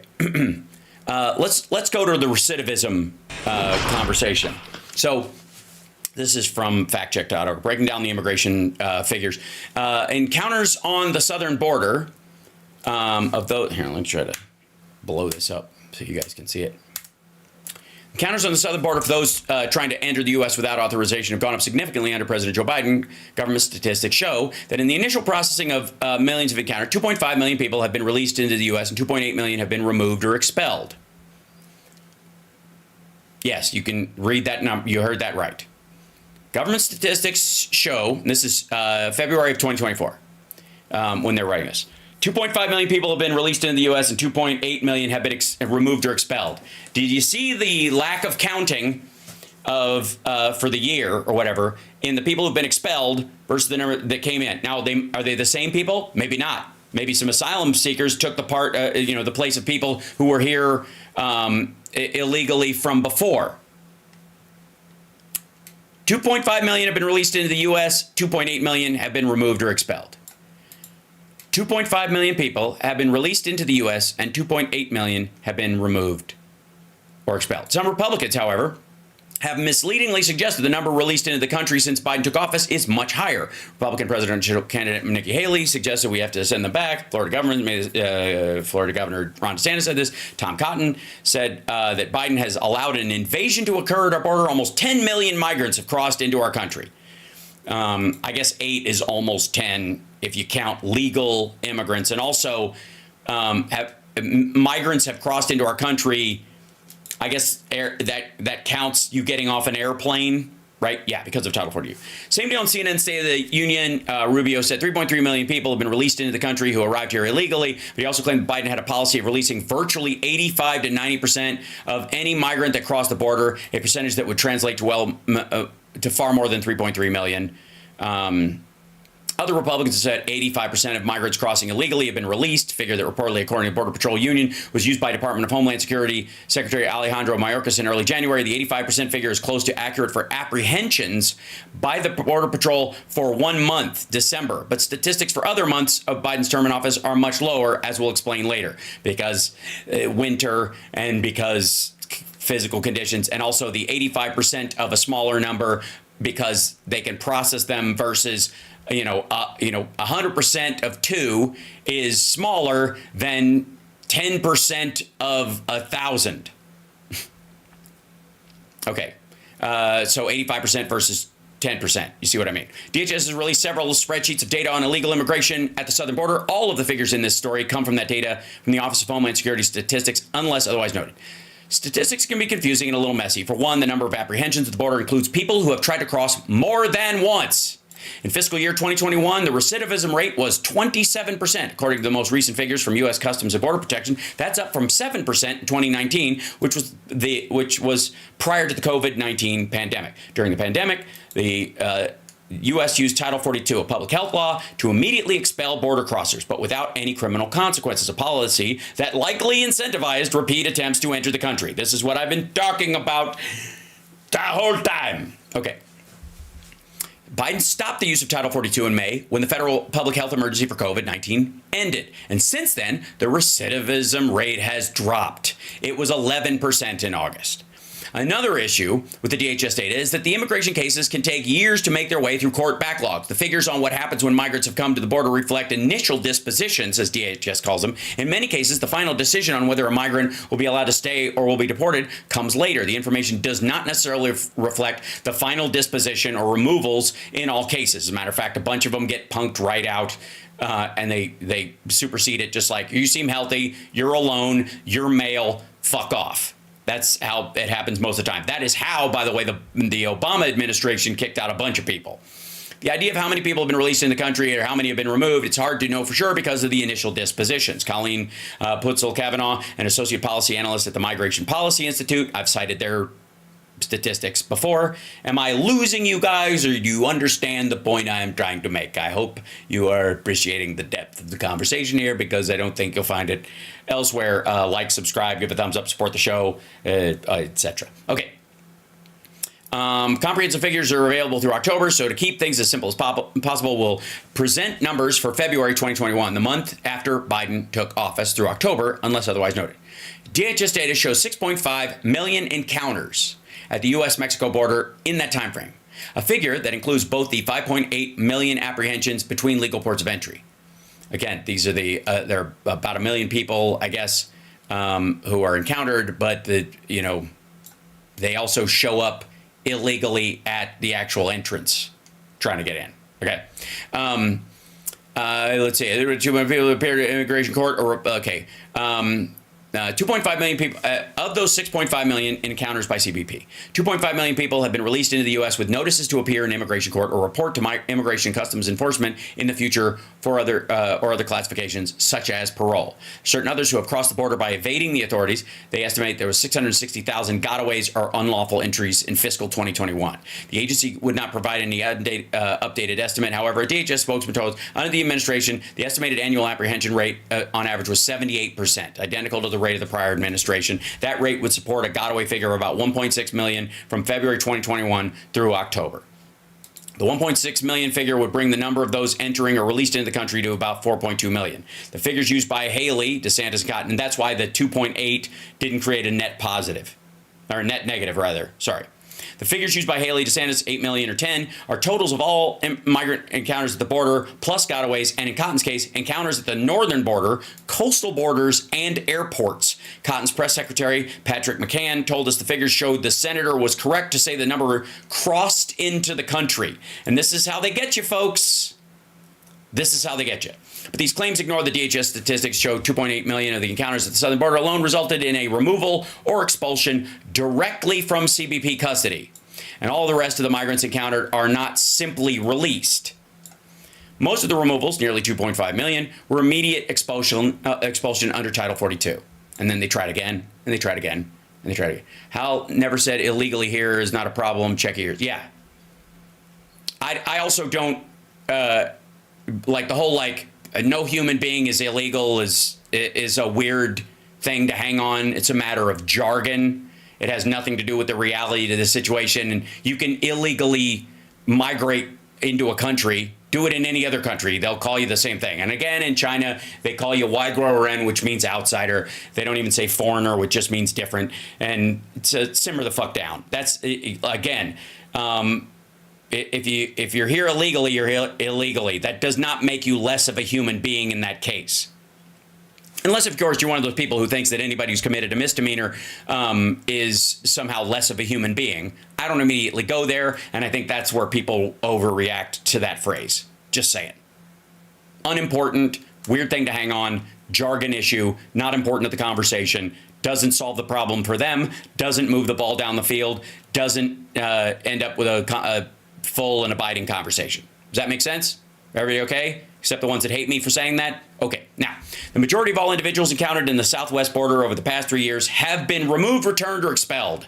A DHS official told us the total DHS repatriations of 3.7 million would support that. The figure is 57% of the 6.5 million total encounters. The one caveat is the total repatriations could include some migrants who were apprehended crossing the border some time ago and later were arrested and removed by ICE. That's right, because they're, it's still ongoing. They still look for people who are busted doing, criminal activity who are also put out, right? Okay.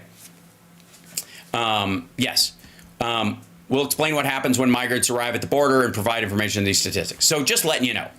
The recidivism rate is 27% for the first 2 years, three years practically, cuts in half and still exists because I guess people didn't get the fucking memo until this year. Just letting you know. So when you look a little deeper, that the U.S. foreign Jesus Christ, do I have to speed this guy up? I feel like I'm talking so fast. Born population has increased to over 15%, the highest ever on record. Yeah, but if you didn't have legal immigration, it would be lower. And it's an estimate. You can actually, the foreign-born Americans would and technically should only, count. It's a New York Times article that was just released. But the other one was just a fact check on the recidivism rate from factcheck.org. As well. And interestingly, I'll leave you with this. They went through a section where they say, well, what may have caused this? They write the welcoming immigration policy during Biden's first 3 years in office as the primary cause of the border crisis. Guys? Guys, try to get things in. Of course, they don't count recidivism in that at all. They go by sheer numbers, and still the admission, even in that article, if they were citing it, if you want to take them at their word, is still a quarter, less than a quarter of what Trump says have entered the country. For the record, of illegal immigrants. What's the number you hear from Trump? Probably 15, 20 million, probably 20 million, probably more by the time I get in there, probably 20 million, right? 20 million, that's the number he keeps saying. And they're here and they just get to walk around. They get released into the country. And here's Fox News citing a New York Times article, which I would argue is weighted in the wrong direction. But even if you give it to them, it's still 4.8 million people in total. Net illegal immigration coming into the country during the last 4 years. 4.8 million people. 60% of the immigration numbers in the 8 million that they said comes through are about there.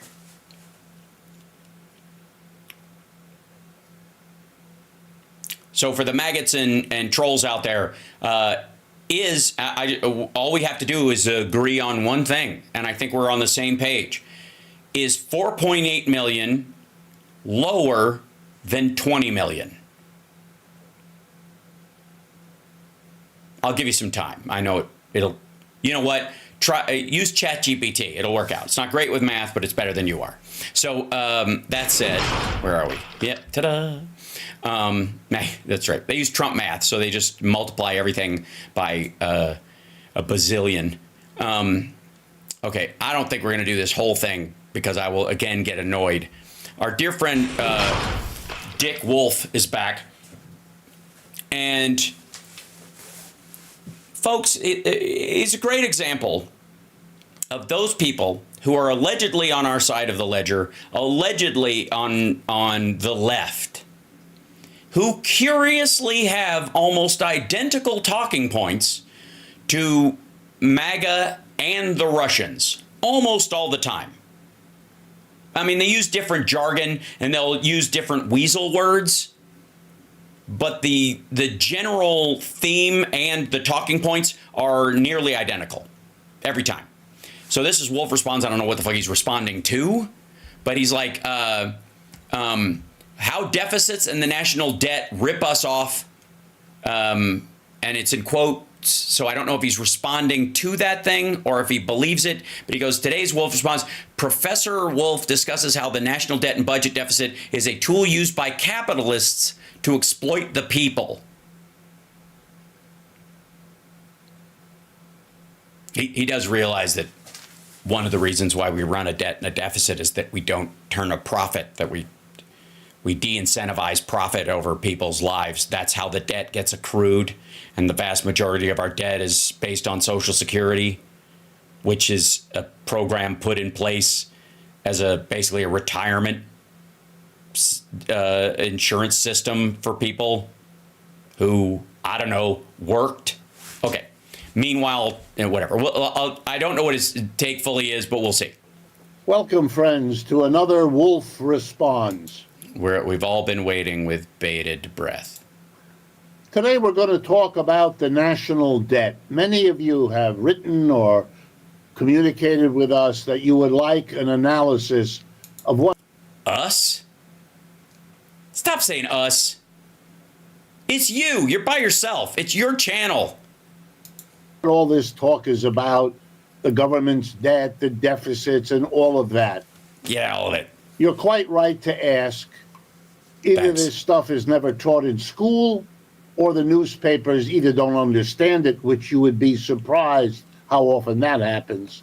Nah, probably not. Or they just don't communicate it well. That happens often, too. Well, if it didn't, you wouldn't have a show. In any case, it isn't all that complicated, and it isn't...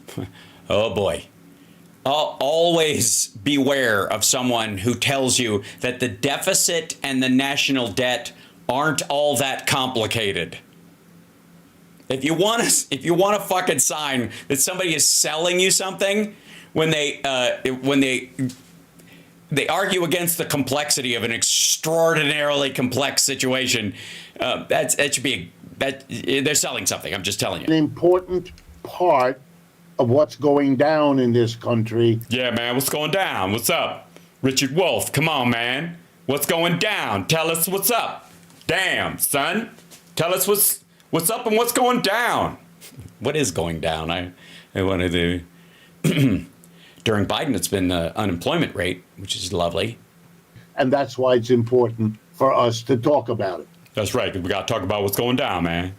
Let's begin to make sure everybody's on the same page. Oh, boy. In the United States, as in most countries... So I don't know why we're bothering to make a distinction about it if most... Never mind.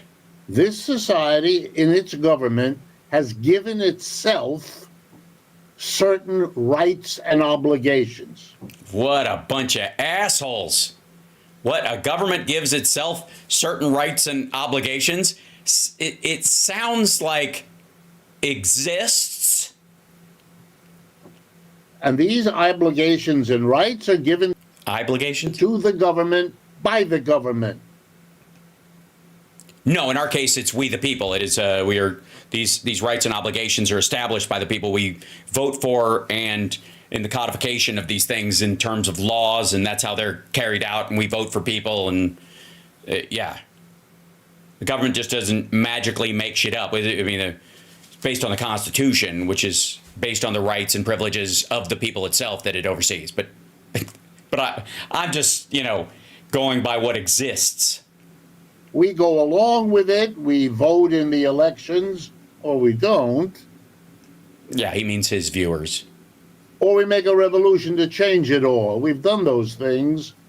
But for quite a while now... You must be exhausted. We have a fairly settled set of rules.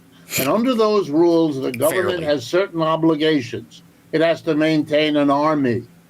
It has to provide Social Security for people who've given a lifetime of work and then retire around the age of 65 or a bit older. It maintains roads and harbors.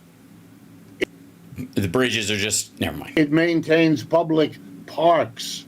It supports universities. Yeah, it's more on the edge of things, and a lot of the state parks do it, not the federal government. There's federal parks, but there's also a lot of state parks, and never mind. And so on and so on. Those are obligations that are given to the government. But of course, to do all... Okay, you don't give... Well, never mind. Yeah. All those things. I'm going to get caught up in the semantics of this bullshit and never get to whatever his fucking point is. The government has to hire people to do the work. Oh, that's what it is. So the workers are to blame. Somebody maintains Central Park in the middle of New York City. But those... Yeah, on behalf of New York. Those are human beings who rake and cut the lawn and plant the shrubs, and the government hires people to do what we want the government to do. Right, but a lot of times they'll hire fewer ones. For example, they now use electric lawnmowers and leaf blowers, and one guy can do the job of 5 people with rakes in the old days. Anyways. Serve in the hospital, teach in the school, serve. We don't have government hospitals. Serve in the army, and so on. The same government gives itself the right to raise the money to do what the government is asked to do. Right. I don't know why that causes you pain. How can the government do that? It's given itself two ways to raise the money. One way is called taxation. Sorry,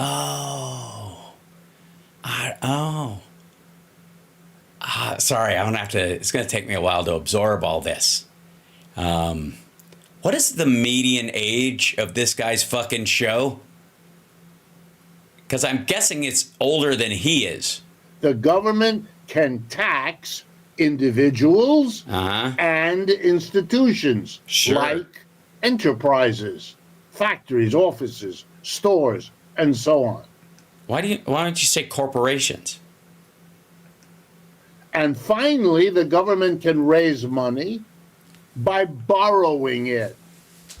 Of course, when the government borrows, it can.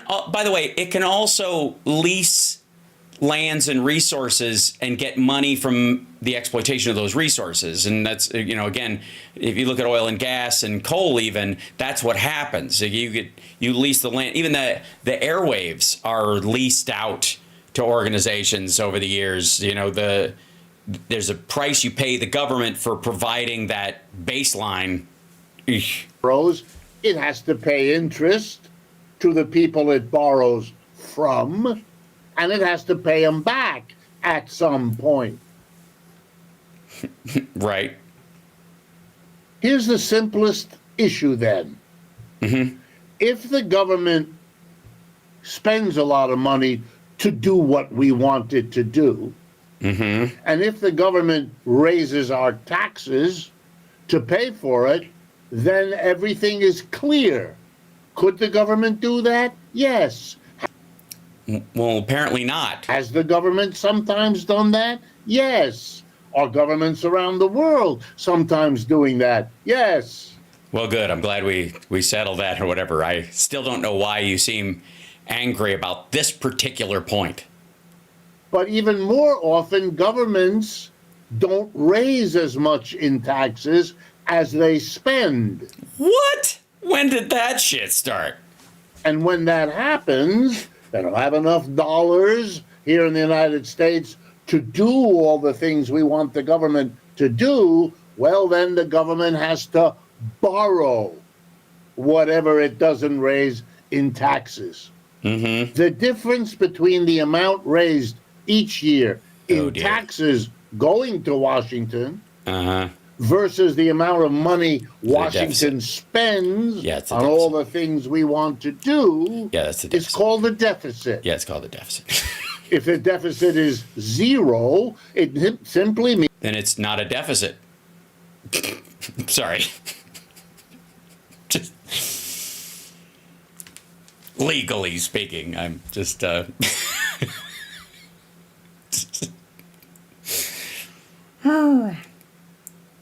I'm not being too much of a dick, am I? Means that the government has raised enough in taxes to cover all of its expenses, and it doesn't need to borrow. It doesn't mean there isn't a deficit at all, so clearly. If there is a deficit, then one or the other of two things must have happened. Spending went up without the taxes going up to meet it, or taxes were cut without the spending going down to. Well, also, taxes can also go down because companies aren't making as much money or workers aren't making as much money, so they don't have money to pay as taxes. That's also true. You don't have to cut the taxes for taxes to go down. Again, I'm just saying you're painting with a very broad brush. You know what? Fuck it. Beat it. It's very simple once you get the hang of it. Yeah, it's super simple. All you got to do is ignore major chunks of the equation, and a mild stroke would help. But of course, the minute you understand it, you'll know that in a complicated society, whether it has 5,000 people or 5 million people, or like the United States, 330 million people, they don't all agree on what the government should be spending money on. I don't know. I got to call bullshit at some point. This sounds like a bunch of hooey. And where it should be Get on with it. Getting its taxes from, and then whether or not it should borrow so that it can lower the taxes without having to lower the spending. Have we had deficits? Or if they just don't have taxes coming in because, say, during COVID, every business shut down because there was a giant poison choking people in their beds. We would argue that's a thing, right? That it isn't just about cutting taxes. That some of this might be because life fucking happens. Yes, for most of our history, and particularly in recent years, our deficits have been out of anything we've ever seen before. As has GDP, which is tracked right along with it, but for the amount that Trump added because of COVID, which is not weird because let's say you owned a house and your house payment was very normal, but then a hurricane hit and you had to rebuild a significant chunk of it and it added a third to your payment and it would be, extraordinary. So the amount you owed went back up to a higher proportion of what, never mind, I'm speaking sense. I apologize. Back to what you were saying, some dipshittery about crayons. In fiscal year 2024, the year that ended the accounting year in October of this year, as fiscal years do. Yes, often. I've heard that occasionally, sure. In the United States. Well, and anywhere else, yeah. The difference between what the government spent and what it raised in taxes, the deficit was a whopping $1.16 trillion. Yes, it's a very big number. It was $2 trillion in the beginning of the Biden administration, specifically because of COVID and the damage done, and they brought it down again. So moving in the right direction. That's 1,000 billion. That's what a trillion is. It's an immense amount of money. Yes, I understand that if you told the founding fathers there would be 340 million people in this country, they would pass out and their wooden teeth would bounce out of their face and roll down a cobblestone road. So And in recent years, we have been borrowing trillions of dollars. Why would that be? What happened in recent years that caused a big impact on public health and business and the ability for people to get the goods that they need? I can't think of it. Perhaps you can help. As a nation. Unlike every other country on the So we have not been raising taxes to pay for what the government is doing. That's because you couldn't raise that many taxes that quickly because COVID just happened. And if you did, you would choke off basically every industry in the country. While everybody else didn't bother to, I suppose. Whatever the fuck. And depending on your point of view, your ideology, your beliefs, however... Your feelings on public nudity? Yeah. However more or less well thought out they might be. More. I'm going to go with more. In my case. In your case, whew. Honestly, that's not fair. I don't know what the fuck you're talking about. Why we have a deficit so big is because either we've cut taxes without cutting spending, or we've raised spending without cutting taxes. Or both. How about this? How about Trump tax cuts meets COVID? And now, suddenly, things start to make sense if you... fuck me. And in our country, we've basically done both. There you go. All right. Mr. Trump is rightly famous because in 2017, when he was rightly famous because he's a pussy-grabbing, adjudicated rapist president, he gave corporations and the rich one of the biggest tax cuts in history. Excuse me, it was the biggest. And even if that's not true, you're supposed to say it. That meant all that money that used to come into the government wasn't coming in anymore. Really? Meanwhile, the government had to spend money because people wanted it. Corporations wanted the government to maintain 700 military bases around the world. They do? Why is there a Walmart on each one? To make sure that nobody messed with the buying and selling that American corporations want to do globally. Hey, fuckwad. We protect the waterways all over the country for all trade, not just our own. Oh no, the government was to continue with all those military bases. And then the government was supposed to fund the war in Ukraine. Also, did he say 700 or 800? And also, we're not funding the war in Ukraine. That money goes here, dum-dum. Help the Israelis in Gaza. There are Israelis in Gaza? Shit, I knew they were going to take it over, but... Costing hundreds of billions of dollars. Uh-huh. Yeah, it's kind of an extraordinary situation. I don't know if you know this. You know how much it cost Russia when they attacked Ukraine? About 750,000 people of their own. I know. We're talking money. That's the important thing. Go ahead. Big spending. Nobody in power wanted to stop that. Well, yeah, because it would mean that a bunch of Ukrainians would die needlessly and the Russians would win, and then what would be next for that? And then that would end up costing us in the long term. I'm kidding. Who cares about human life? You were saying something about money. So if your spending is big and solid and growing, but you cut your taxes, guess what you'll have? A deficit. A shortfall. You won't raise as much in taxes as you are spending. Yeah, we get that part. I'm just not clear on what part you think we don't know, except for your disagreement about the value of human life. Apparently, you think it's more important that the government turn a profit than people survive a pandemic or a war. Okay, we're clear on that, right? Generally, chat room, as boring as this dumb motherfucker is, and as a regular on, somebody who used to whisper in Anna Kasparian's ear all the fucking time, which has to involve a lot of spit on your lobe and the, but also was on Tom Hartman forever. We're clear that at one point we just know that what annoys him seems to be that we're worried about saving the lives of our allies and also paying for things like Social Security because we should have some money left over at the end of the fiscal year. At that time, the differences among us play a role.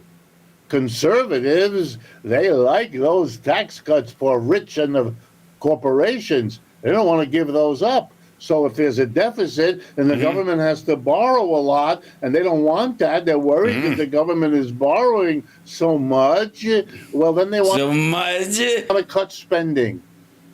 And typically they don't want to cut it on military. They kind of like the military. Where do they want to cut it? Welfare, that's a popular one. They like to cut spending on people usually other than themselves.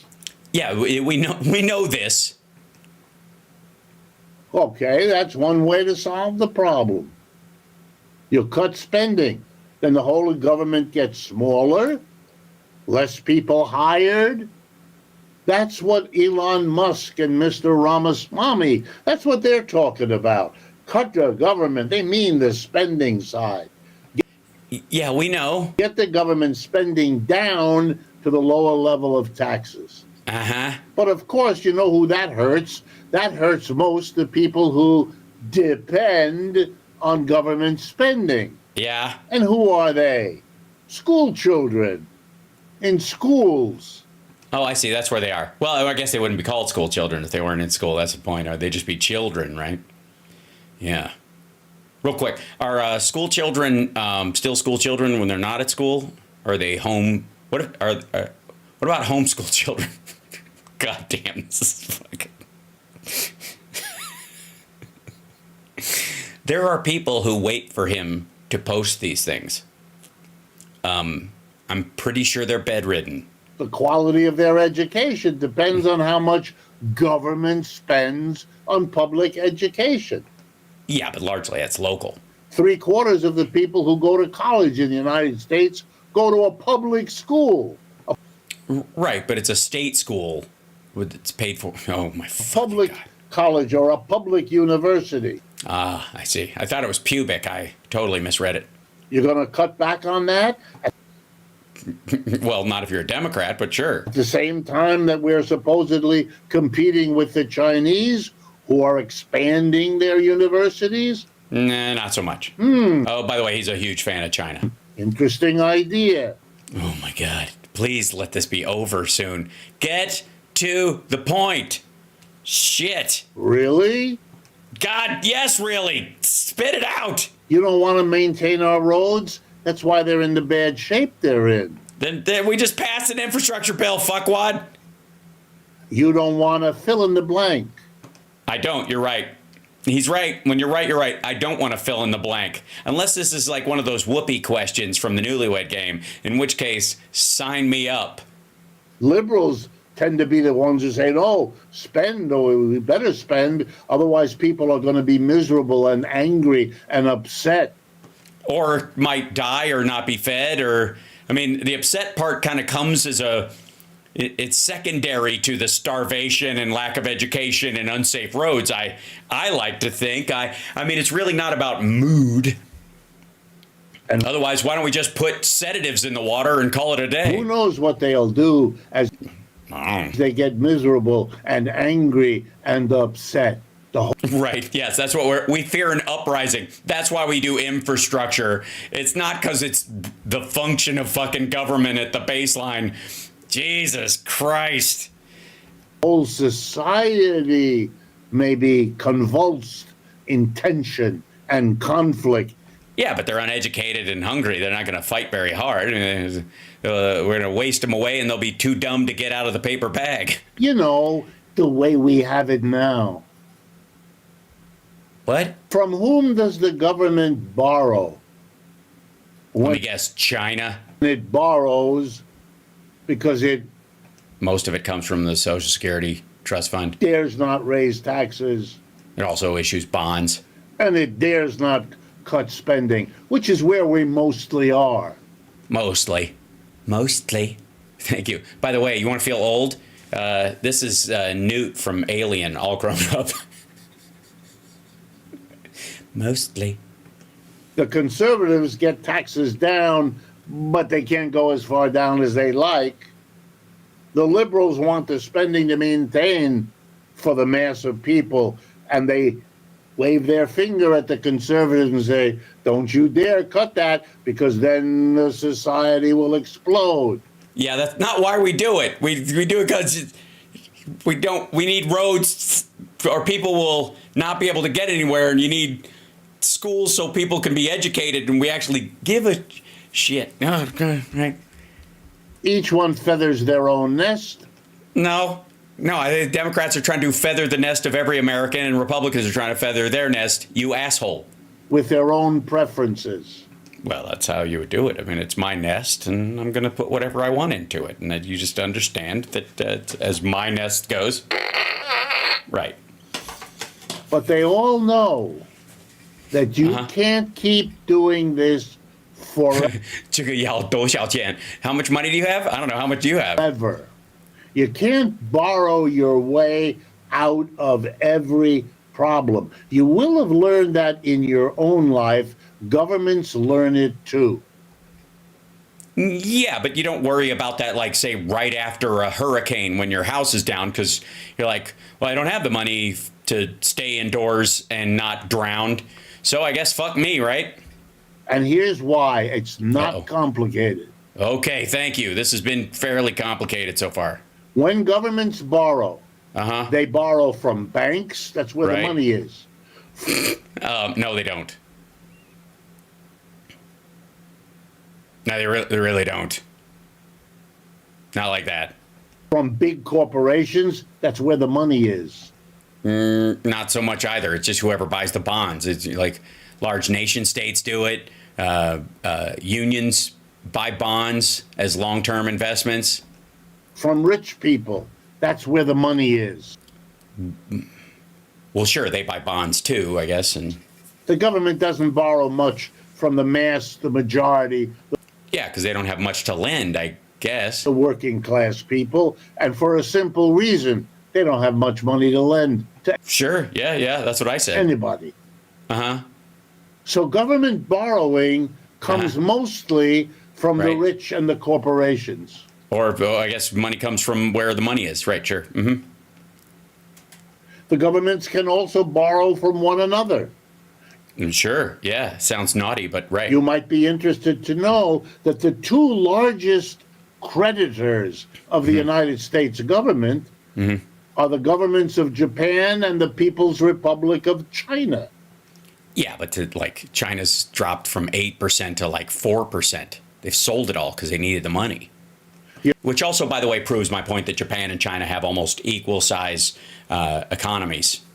Just like to say, China's allegedly got 1.4 billion people and they're the second biggest economy in the world, and yet they only hold the same amount of bonds as Japan does, which has a $5 to $6 trillion economy. Hinky! The United States is one of the biggest debtors in the world, the biggest single country debtor. Yeah, we're also the single biggest economy in the world. And the two biggest creditors, Japan and China. Yeah, it's fucking 6% and 4% because they can buy them. They can buy the bonds. And of course, when the government borrows, it has to pay interest. Right. You may not have thought about this before. I gotta say, I kind of have. I do want to. I have thought about it. I'm not gonna lie. I've never thought about it this slowly though. But every year the government raises. This is killing me. This is fucking killing me. Raises money, our taxes that we pay. Yeah. And uses it not to maintain the roads, not to fund the elderly in their retirements, not to pay for the U.S. Army, not to maintain our roads and bridges and so on. What do they do with the money? Make it rain at a strip club? A good chunk of the money. Ooh, the good chunk. You know what I'm saying? In recent years, get ready, 38% at the most recent of the taxes coming in are used to pay interest on the borrowings of years ago, right up until the present, because that's the national debt, all that money that hasn't been paid back yet, and we have to pay interest. So over a third, one out of every $3 in taxes you pay doesn't buy you a public service. Well, it did. Yeah, it did. Yeah, it paid me a public service. It created. We have a situation where we can borrow money. My functional government has a system wherein it can borrow money, and my money pays the interest on it because we had to borrow for those services to exist in the first place. So yeah, not only did we pay for it the first time, in the outlay of the money, but also in paying the interest on it. It's just that instead of paying it all at once, would have made it impossible. Let me give you an example. Most people don't pay cash for their house to be built from scratch. Do you see where I'm going with this? Most people dedicate about a third of their income to their house, which they pay off over time. Yes? Seem familiar? So that they don't have to live outside until they magically can afford a house with cash. And all during that time, they are paying off their house, and in some cases, in the very beginning of it, paying more interest on the house than the principal on the house its fucking self. During that time, you can go to movies, and your kids can go to school, and you can fucking come and go from work, and all your shit has a nice cover on top of it, and the doors are locked. Why is Hal being snarky to Richard? Because Richard's an asshole. Because Richard is one of these people who undermines a normal conversation about economics by drawing this fucking Marxist bullshit line that he doesn't even live. This dude has, first of all, he's a tenured professor who works for a public institution who's paid for with your tax dollars, and he's used that to have one of the biggest fucking Wall Street portfolios of any of these assholes online, and yet he's still selling himself as a Marxist. That's why. Fuck him. And yet, there are people that are allegedly on our side of the ledger in this situation, showing up on the regular to lap up whatever this dickhead is drolling out. And it's fucking pathetic. It's pitiful.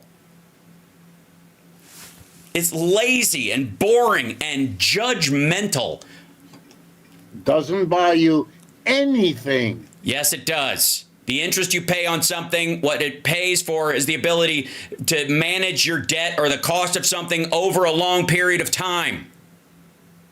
This is just, if somebody gives you some money and you don't know them, they have to find a reason to trust you to give it to you in the first place. And if you can get them to give you that money, you can do stuff with it.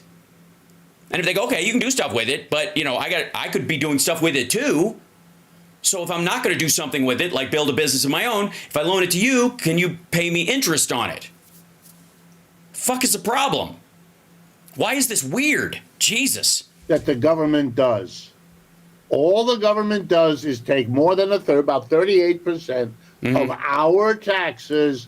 Right, and pay interest on the stuff that we borrowed to set up the fucking internet and the phone grid and the interstate highway system and the dams and the fucking social security system and the VA and all the things that are happening there, and we put it on fucking layaway and we still get to use it. Of course, that's what a mortgage is, you dumb motherfucker. The interest you pay on your house doesn't fucking go to the shutters. It never touched the actual house. But you still get to live in the fucking house. And uses it to pay off the creditors, to give them their interest. Right. Because they loaned you that money instead of just keeping it and doing something else with it. China owns $800 billion worth of U.S. government debt. So we all pay tax. Notice the number. $36 trillion debt. They own about 800 million is what he's saying. It's not even close to the number that it was.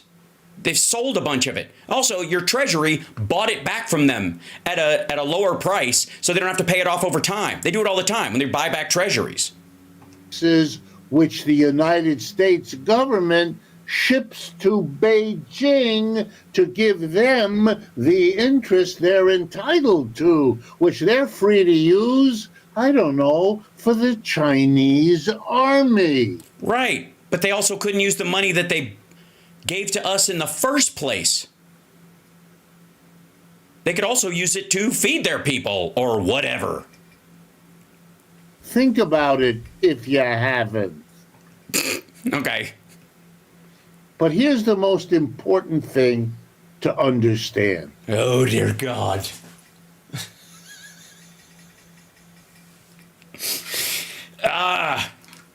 Now you're starting to understand why I hate this dumb fuck. Who pressures the government, the politicians, to cut taxes on corporations and the corporations and the rich? I'm going to go with corporations and the rich. Yeah.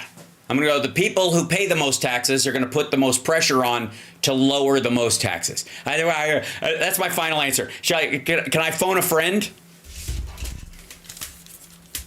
Hi. Yeah. Yeah, it's Hal. I'm wearing my NASA jacket, my King's X shirt, and I'm not going to tell you whether I have pants on or not. It's none of your... Yeah. No, I have a quick question. I'm being asked... yeah. It's not quite a game show, but I feel it's as dumb as one. Yeah, I'm being asked a question. Who do you think asks to lower taxes on corporations and the rich the most? Like, who pressures the government? Yeah, that's what I said. I said, the rich and the corporations, right? What do you mean, Gary Busey? I don't get a second answer. Okay, I'll call you back later. Yeah. Well, I do have shoes on, but I'm not telling you anything else. All right. The answer? Corporations and the rich. I knew it. Look at that.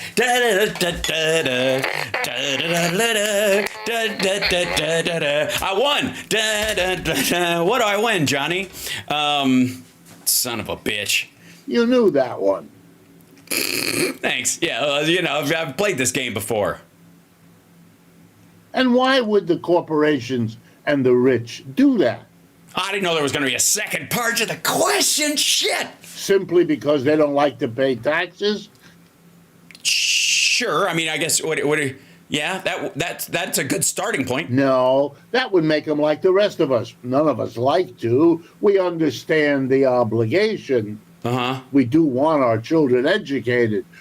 I see. So they want to lower the taxes and raise the spending because they hate America. Do want the firefighters to be ready to help us if we have a fire, etc.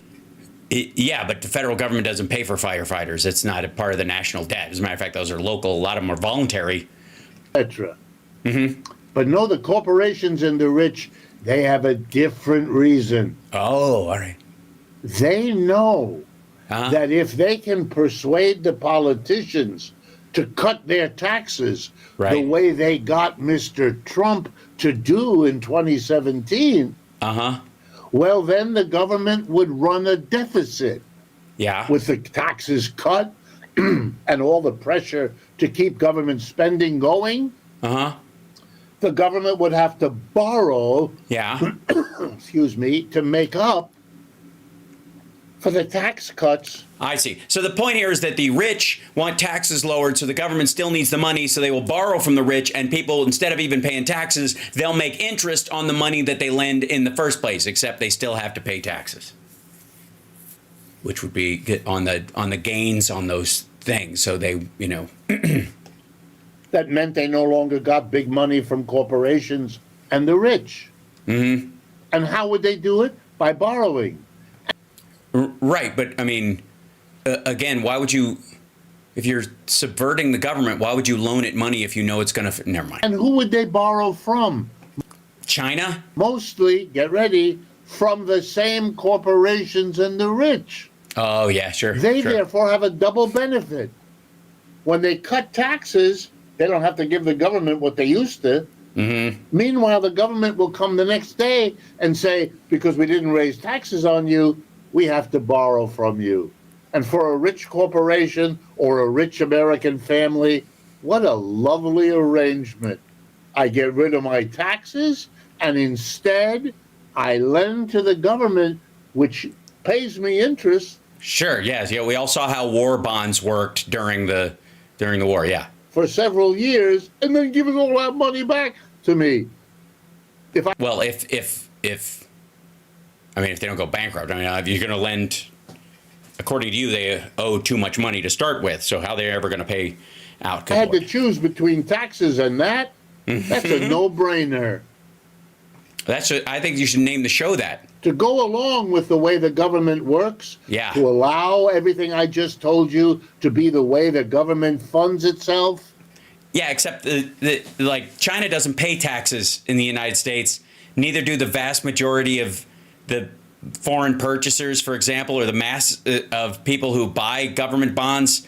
Largely, that's why countries borrow from other countries, and especially the United States. And we borrow most of our debt from the Social Security Trust Fund. It doesn't come from rich assholes. And they're not fighting to lower their taxes so they can just give it to the government in another way so they can buy T-bills, you absolute dickhead. Why would they do that if they've got a fucking 8% turnaround on certain stocks? Like, let's just see. I can take all the money I'm not paying in taxes, and I can buy government bonds that pay 4% over a decade. Or I could buy NVIDIA right now and make 15 years worth of profit in about a month and a half. What the fuck? You have to have no brains to believe in that. Because it's a hustle.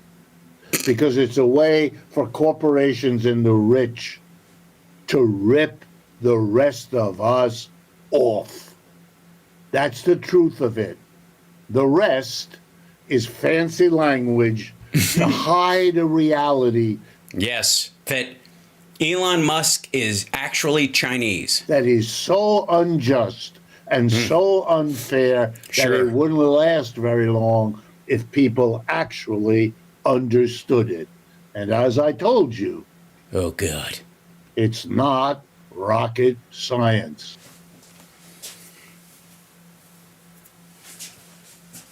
Fuck you, dude.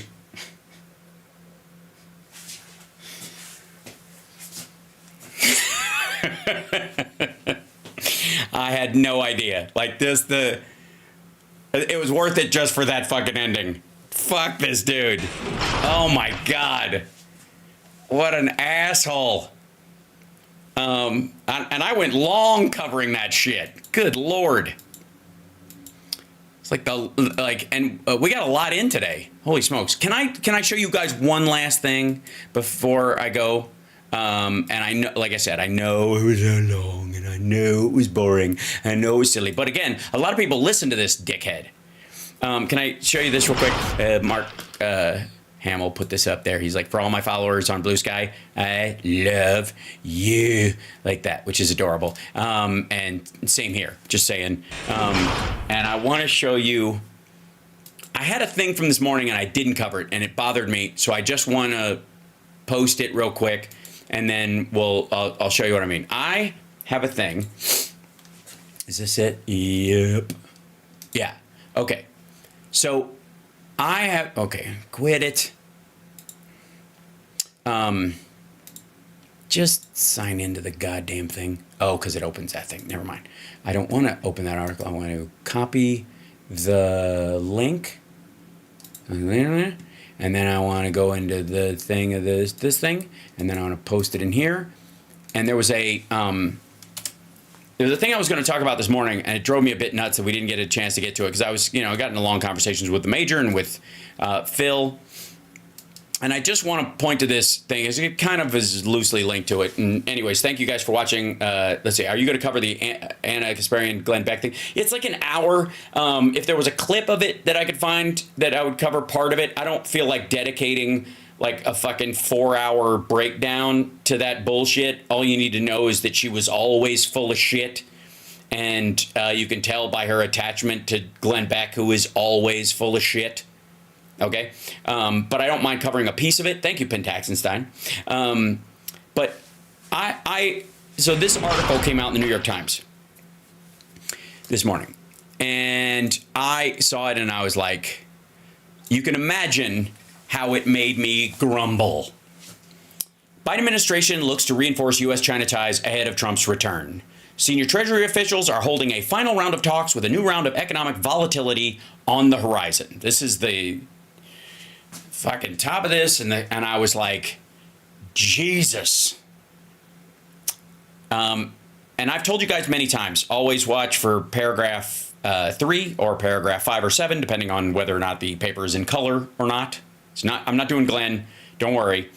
But I titled this in my notes this morning. I'll show you this right now. I will like make a note on some articles that I want to talk about. And this was the title that I put over top of it. U.S. media still has no idea how to cover China. Like that was my impulse title for what this section would be where that article is. Because I was like, what the fuck? Yeah, so exactly, Tobias. The yeah, but is really crucial in this situation.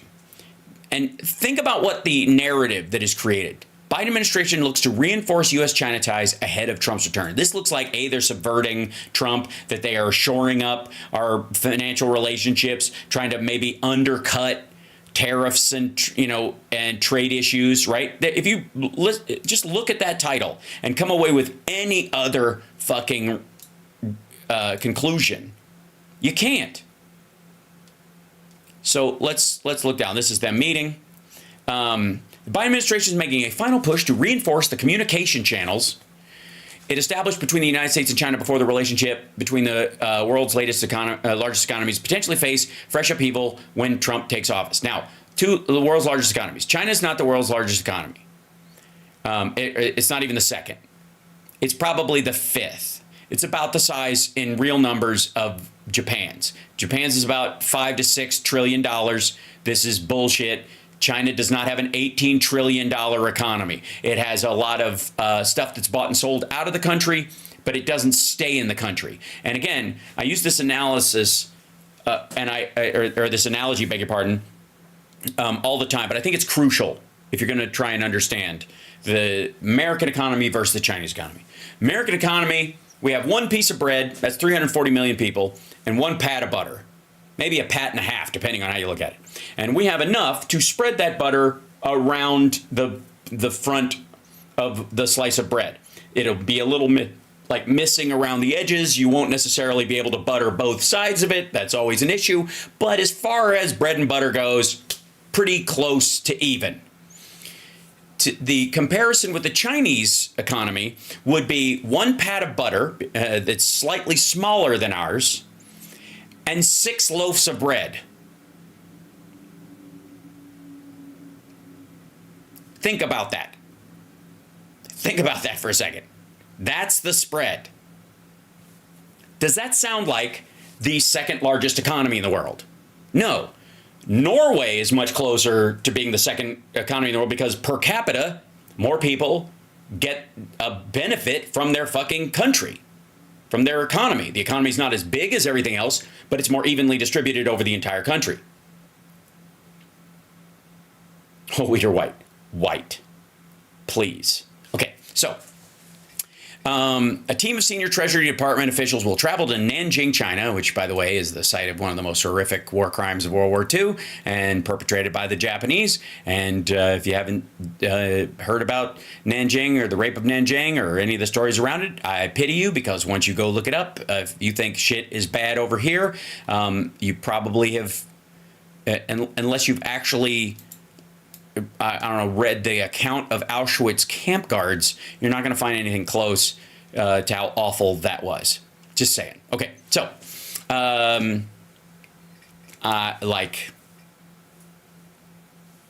horrifying. Okay, so this week, and that's true. Okay, a separate group of Treasury officials will convene with their Chinese counterparts on the sides of the G20, which they always do. They always do. It is not news that they're convening. What comes out of it is news. The fact that they do it is what they always do. China may not be number 2 in the G20, or in the G7 for that matter, but they're certainly, part of the G20. So of course they'll have a working group meeting. They do it with everybody. It's all right. This drives me fucking bananas. All right. So working groups reform in 2023 as a way to prevent tension between the U.S. and China from devolving into economic warfare. The officials are expected to discuss a familiar range of issues that have been on the table since the new structure of dialogue was created last year. The United States is expected to raise its continued concerns about China's excess production of green energy technology, which is flooding global markets, shitty solar panels that undercut everybody else is making solar panels. Right? So this is just, we're going to keep on our tariffs unless you do something about it. End of conversation. Treasury officials are expected to raise issues with China's recent restrictions on exports of critical minerals and the support Chinese firms have been providing to Russia in its war with Ukraine. Does that sound like they're opening up, like they're easing the tension before Trump comes in? For real. Are they ratcheting shit back? United States and China are the 2 largest economies on the globe. And the American people expect that we should be able to communicate directly with Chinese officials on both areas where we agree, and especially in areas where we don't. Jay Shambaugh, the Treasury Department's Undersecretary for International Affairs, who's a bit there. Okay. Treasury officials say the increased engagement has given the United States a better understanding of China's economy, or lack thereof, and how its policymakers view sensitive issues such as foreign exchange policy and international debt relief. They also point to regular technical exercises that the 2 sides have been conducting to help maintain financial stability in the event of a crisis as a channel that will be valuable in the future. This is just, will the sanctions hurt if they attack Taiwan? Despite the warmer tone between the 2 countries, most of the Biden administration's warnings about China flooding global markets with cheap solar panels and electric vehicles have gone unheeded. There's also been no indication Chinese firms have stopped helping Russia access technology that it uses to restock its military. And the U.S. and China have continued to ratchet up protectionist measures. Where the fuck does the title of this article come in?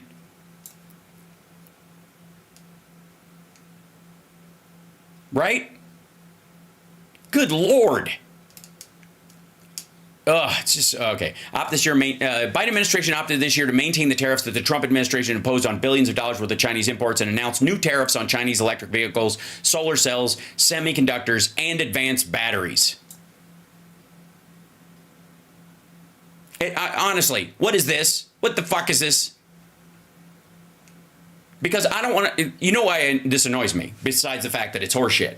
Why? Because I see this shit on fucking Fox News all the time, where you have like Sean Hannity popping this title up and going, Biden's over there selling us out to the Chinese, right? And they have Comer come on and talk about his bullshit. And that's the title they throw up on the fucking screen. And it's directly contradicting the content of the article.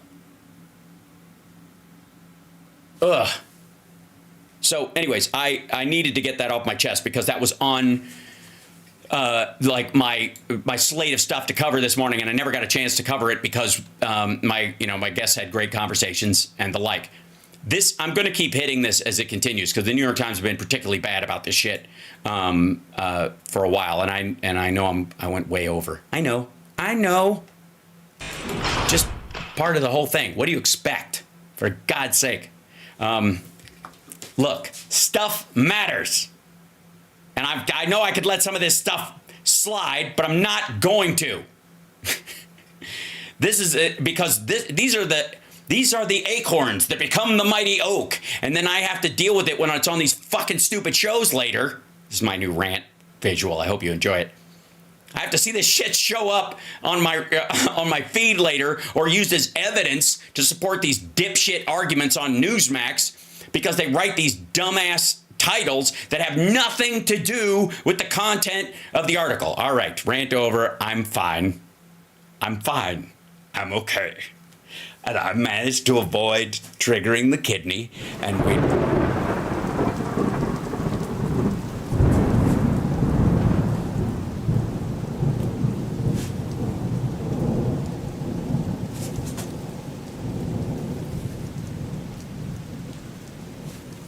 The kidney has a very special place in the heart. Ah, okay. Well, at least we clarified that.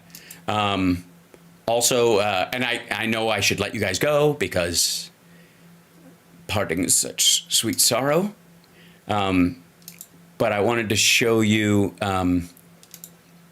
probably the funniest story today. And I don't know if you know this, but I need to bring it up. Kimberly Guilfoyle has been picked to be the ambassador to Greece. And I'm shocked that people don't know that this comes from an inside joke of Don Jr.'s that she should have been made Secretary of Butt Stuff. And if you don't know how Greek is related to that, go look it up. I'm not kidding.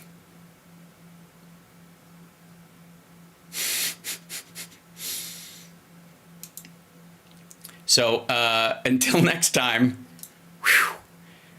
just understand this is the quality of the experience that these assholes are going to have, no pun intended. And I think we have less to worry about than you might think. This will be a fraught world full of lots of danger and strange and exciting and difficult moments, but we'll get through it together and we'll be there for the people who need the help the most. But the Secretary of Butt Stuff is reporting for duty.